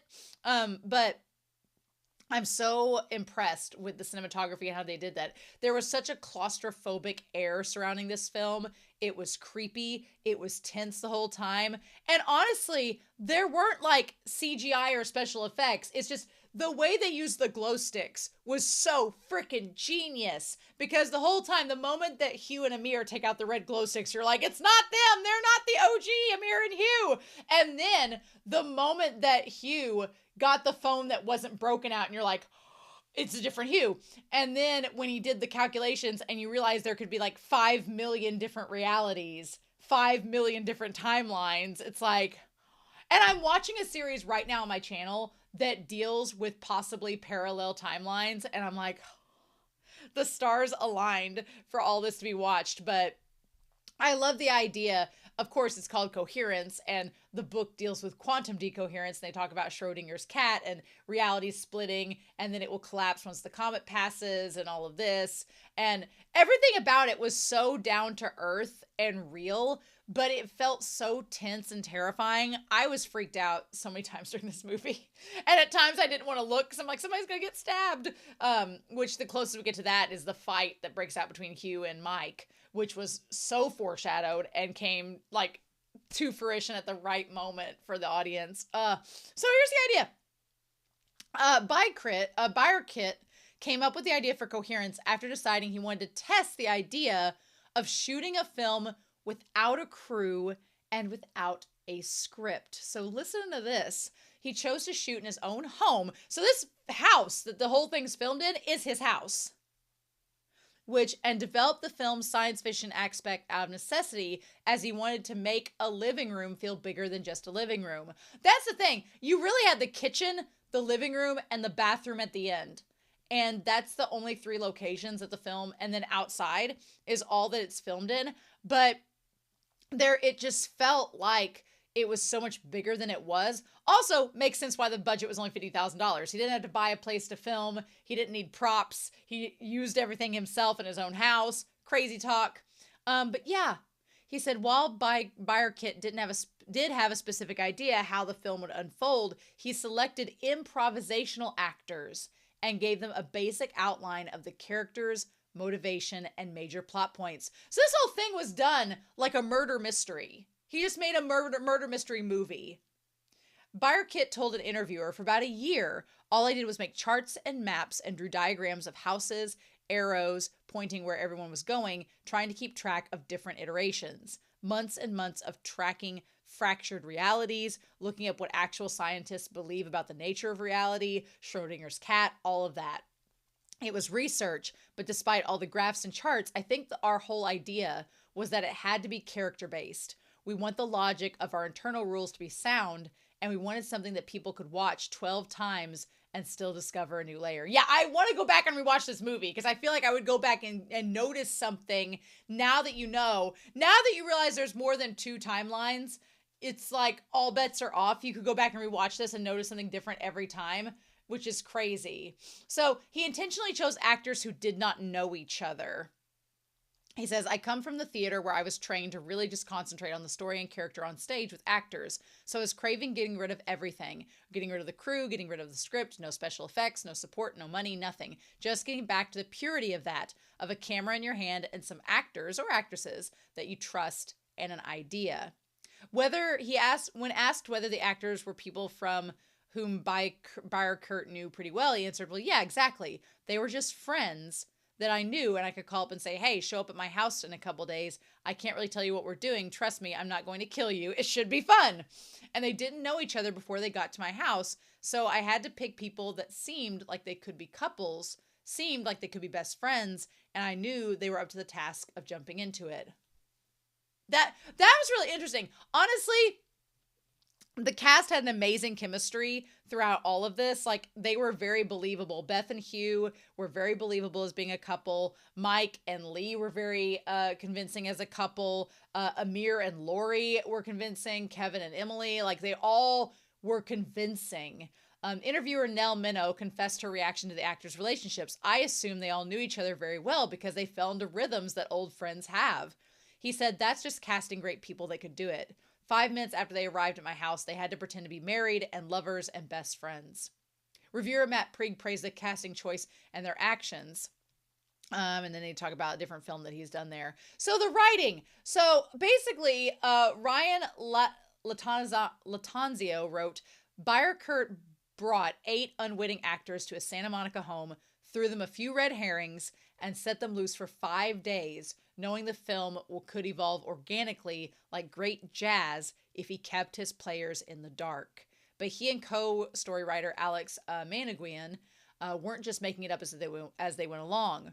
Byerkit told him that his desire was to strip down a film set to the bare minimum, get rid of the script, get rid of the crew. So this is crazy. So these people showed up. They filmed for 5 days in this guy's house. And he says, instead of a script, I had my own 12-page treatment I spent about a year working on. I outlined all of the twists and reveals and character arcs and pieces of the puzzle that needed to happen scene by scene. But each day, instead of getting a script, the actors would get a page of notes for their individual character, whether it was a backstory or information about their motivations. Then they would come prepared for their character only.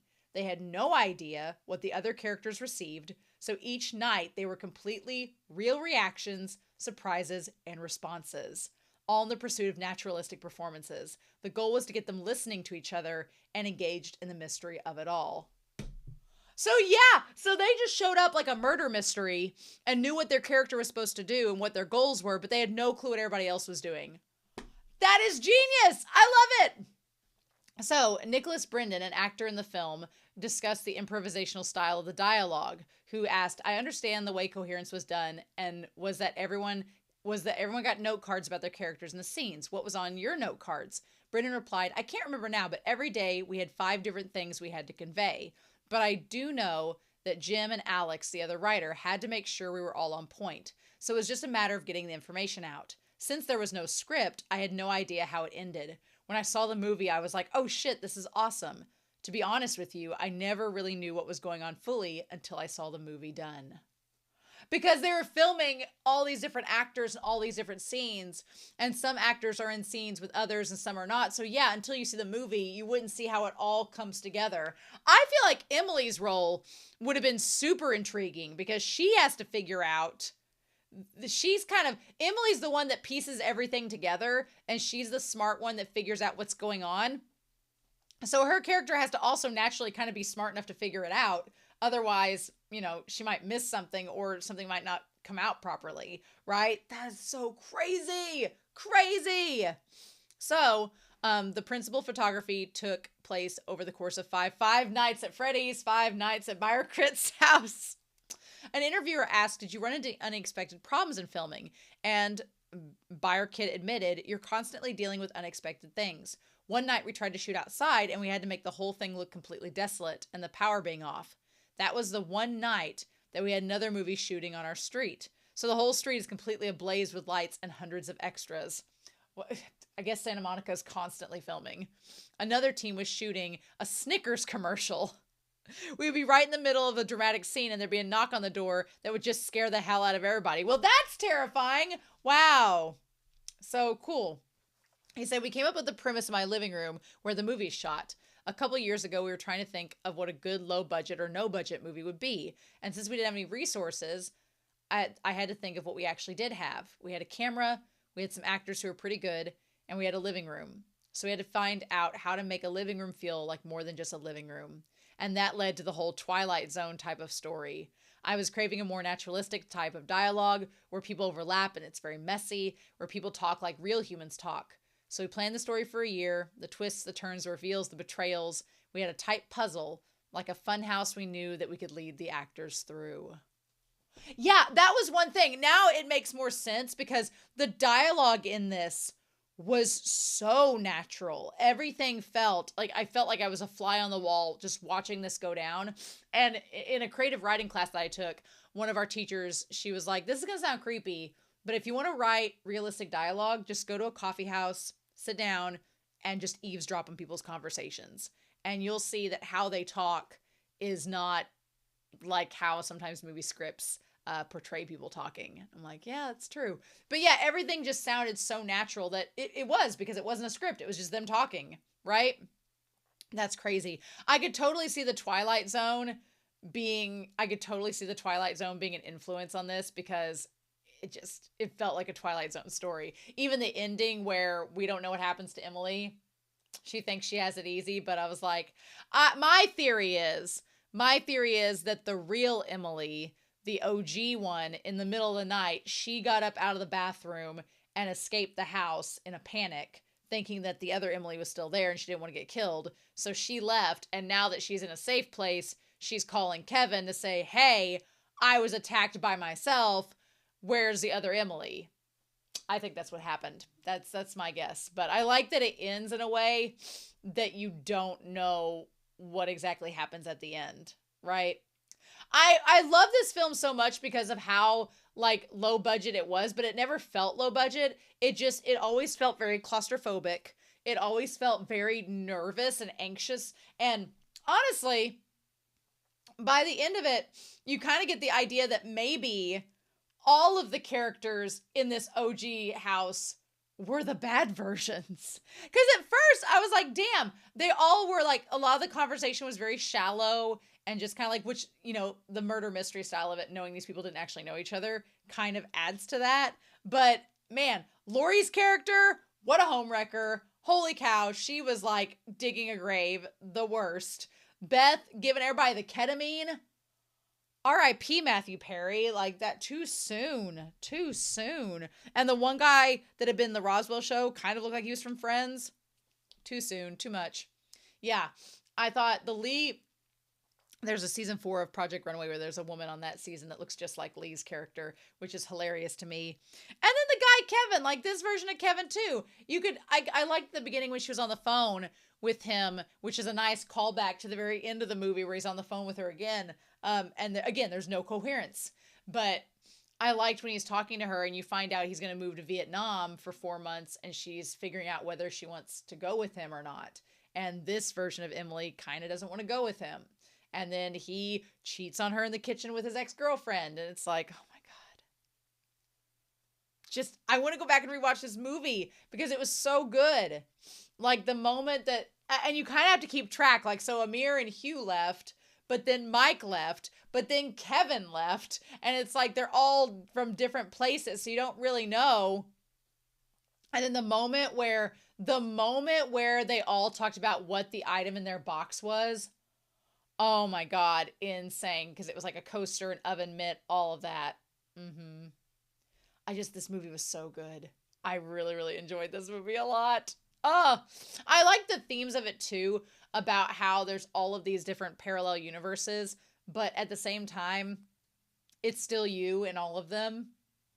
And then Emily kind of creates like this self-fulfilling prophecy where she tries to escape and go into another world, but it doesn't work. So I loved it. I love the idea of just her trying to find some semblance of sanity within her own life. And in this timeline, she just can't do it. God, it was so good. Oh, it was so good. I loved how this film was constructed. I love the fact that it didn't have a script and it was so compelling. I loved it so much. And honestly, I thought it was really good in how the cinematography was. It made the film seem really uneasy the whole time. It was super creepy. It was just, it was scary. It was scary in ways that were unexpected, especially when you kind of figure out what's going on. You're like, the pictures in the box, I love how they all made that make sense by the end. And knowing their reactions are so genuine. I love it. But I'm looking here. I want to look at some like theories and things to break them down too. I like the idea of fragmented self and identity because Emily is like a lot of that. Each character in the film has, I think the main ones that had the fragmented identity and self-doubt, definitely Mike and Emily were the two main ones. I would say Mike and Emily were the two that we focused on the most with their struggles. Mike with his alcoholism and Emily with like her failed career that she now has fallen back on. We didn't get a lot out of Beth. Beth was interesting. Beth was just like kind of a shit stirrer, and she brought the damn ketamine with her essential oils mixed in. Girl, no. We didn't get a lot with her. Hugh was like, I kept thinking they were going to do more with Hugh because he was like the philosophical guy that's like, I gotta get a hold of my brother if something weird happens. And now we know it was about the fragmented timelines.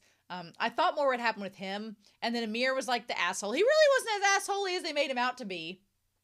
Kevin ended up being more of an asshole than him. And then Kevin and Lori were the exes that, again, you know, you felt by the moment where Emily like asks Kevin about, you know, his affair with her and telling the story. And it kind of gives you the sense that he's the bad timeline too, you know? And then at the end, I loved the part where she got the ring off the bathroom, but it doesn't fit right. Oh, it's so good. So then there's the concept of like fate versus free will. They all think that they're going to make this verification box, that they're going to do all these things, but then it all ends up happening the way that it happens in other timelines. And then even Emily trying to choose her own timeline at the end eventually results in that clash happening at the very end of it. And it's like, I love it. I love it so much. And the paranoia that they're not in control. I like the theme of when characters, especially in horror movies, they get together and realize that the semblance of control they thought they had is not there. And it's like, well, no, of course not. Because humans think they have control over everything, but the reality is that we do not. So that was a lot of fun. The idea of these, they talked about in there Schrodinger's cat, and that once the comet passes, that the realities will collapse and you'll be stuck where you're stuck with. But I like the idea that it was also talking about relationships, because you had Amir and Lori were not really in a relationship. They were just, it felt like Tobias Funke and the one Tobias and, oh God, Michael's like sister in that. I'm going to think of it. Lindsay Bluth. So it felt like Tobias and Lindsay is what Amir and Lori felt like. And then you had Kevin and Emily's relationship falling apart. You had Hugh and Beth's relationship falling apart when Mike got into it. Look, Lee didn't seem that worried about the affair that Mike and Beth had. She was like, it was 12 years ago. So she was fine with it, which good for Lee. Good for Lee. She was pretty supportive of Mike, even though she had her reservations. But their relationship was even kind of tested in parts of this. Until we found out all the different versions were there. And then what was interesting was the version of Lee that version of Mike got with in the movie seemed like Mike was happier with. So I don't know. But yeah. And then they talk about just morality and all of this. Like, what should we do? The one part where Mike was like, let's just kill the other versions. I was like, no, why do we do that? Was some impulsive thoughts there. Why would you do that? Like, yeah, but he's so like his alcoholism and everything pointing to his kind of instability is just, that's his way of getting it back. It's like, but yeah. And then Emily kind of realizing that the timeline she's in is just a failure and her trying to survive by going to another timeline and that being confronted. That was all really good. But yeah, then ideas of like perceived normalcy versus the extraordinary circumstance they're in, the communication breakdown whereby his phone started messing up and breaking. That part with the phone when they realized it wasn't Hugh from their timeline. That was so good. That was so good. And then yeah, just the fear of the unknown and the inevitability of having to confront it. So good. So good. So good. I liked the idea of Schrodinger's cat. I loved how everything came full circle. I loved the ideas of the pictures. The woman that plays Beth, I have seen her in things before. I've also seen the people that play Hugh, Kevin, and Mike in things before. And I feel like I've seen the actress that plays Emily in things before too. So they all did a really, really good job. How convenient you're just, near LA and getting your own and getting your own cast and crew ready. Just pick them up off the streets. These actors just trying to have a job. You know how it goes. I loved it though. I thought it was really, really great. This movie was such a good choice. A nice choice. We're not fully to Halloween yet, but we're easing into it. So, it was a nice little pick me up for fall. I will say, I don't mind a psychological thriller, but jump scares and like super slasher gore, unless it's like to parody levels like Love Exposure was, freak me out. So I'm glad this was not that. Although at the beginning of the film, I was like, I was expecting the worst. And by the time we got to the climax, I was like, oh no, this is great. So I did think when she smacked the version of her with a toilet seat lid, that was going to be a lot more bloody than it was. So... But yeah, and then the spiking of the ketamine in the food, I was like, oh my God. Ah! Do not take ketamine. Don't drink horse tranquilizers. No. So, Dana, you picked such a solid film choice. This was amazing. This was so good. I loved this so much. And I am definitely going to go back and rewatch it now. I want to go back and rewatch it and see if I noticed something I didn't note before. How fun. How fun, right? So I hope you all get to watch Coherence again on your own time and see the things that may not have been noticed before. This was such a wonderful commission. Thank you, Dana, so much for your support and for I loved this movie so much. It was so much fun. Now I'll go back and watch it knowing that people aren't going to get their necks sliced open. So that's a fun time. But anyway, how fun. I'm watching a series right now on Saturdays that might possibly be dealing with time travel and parallel universes. So who knows? We'll see where that goes. But in the meantime, thank you all so much for your commissions. I hope you all have a great rest of August. I hope you all have a wonderful week. Please stay safe. Take care. I can't wait to hear your comments down below. But I'll be back very soon with more commissions. Bye.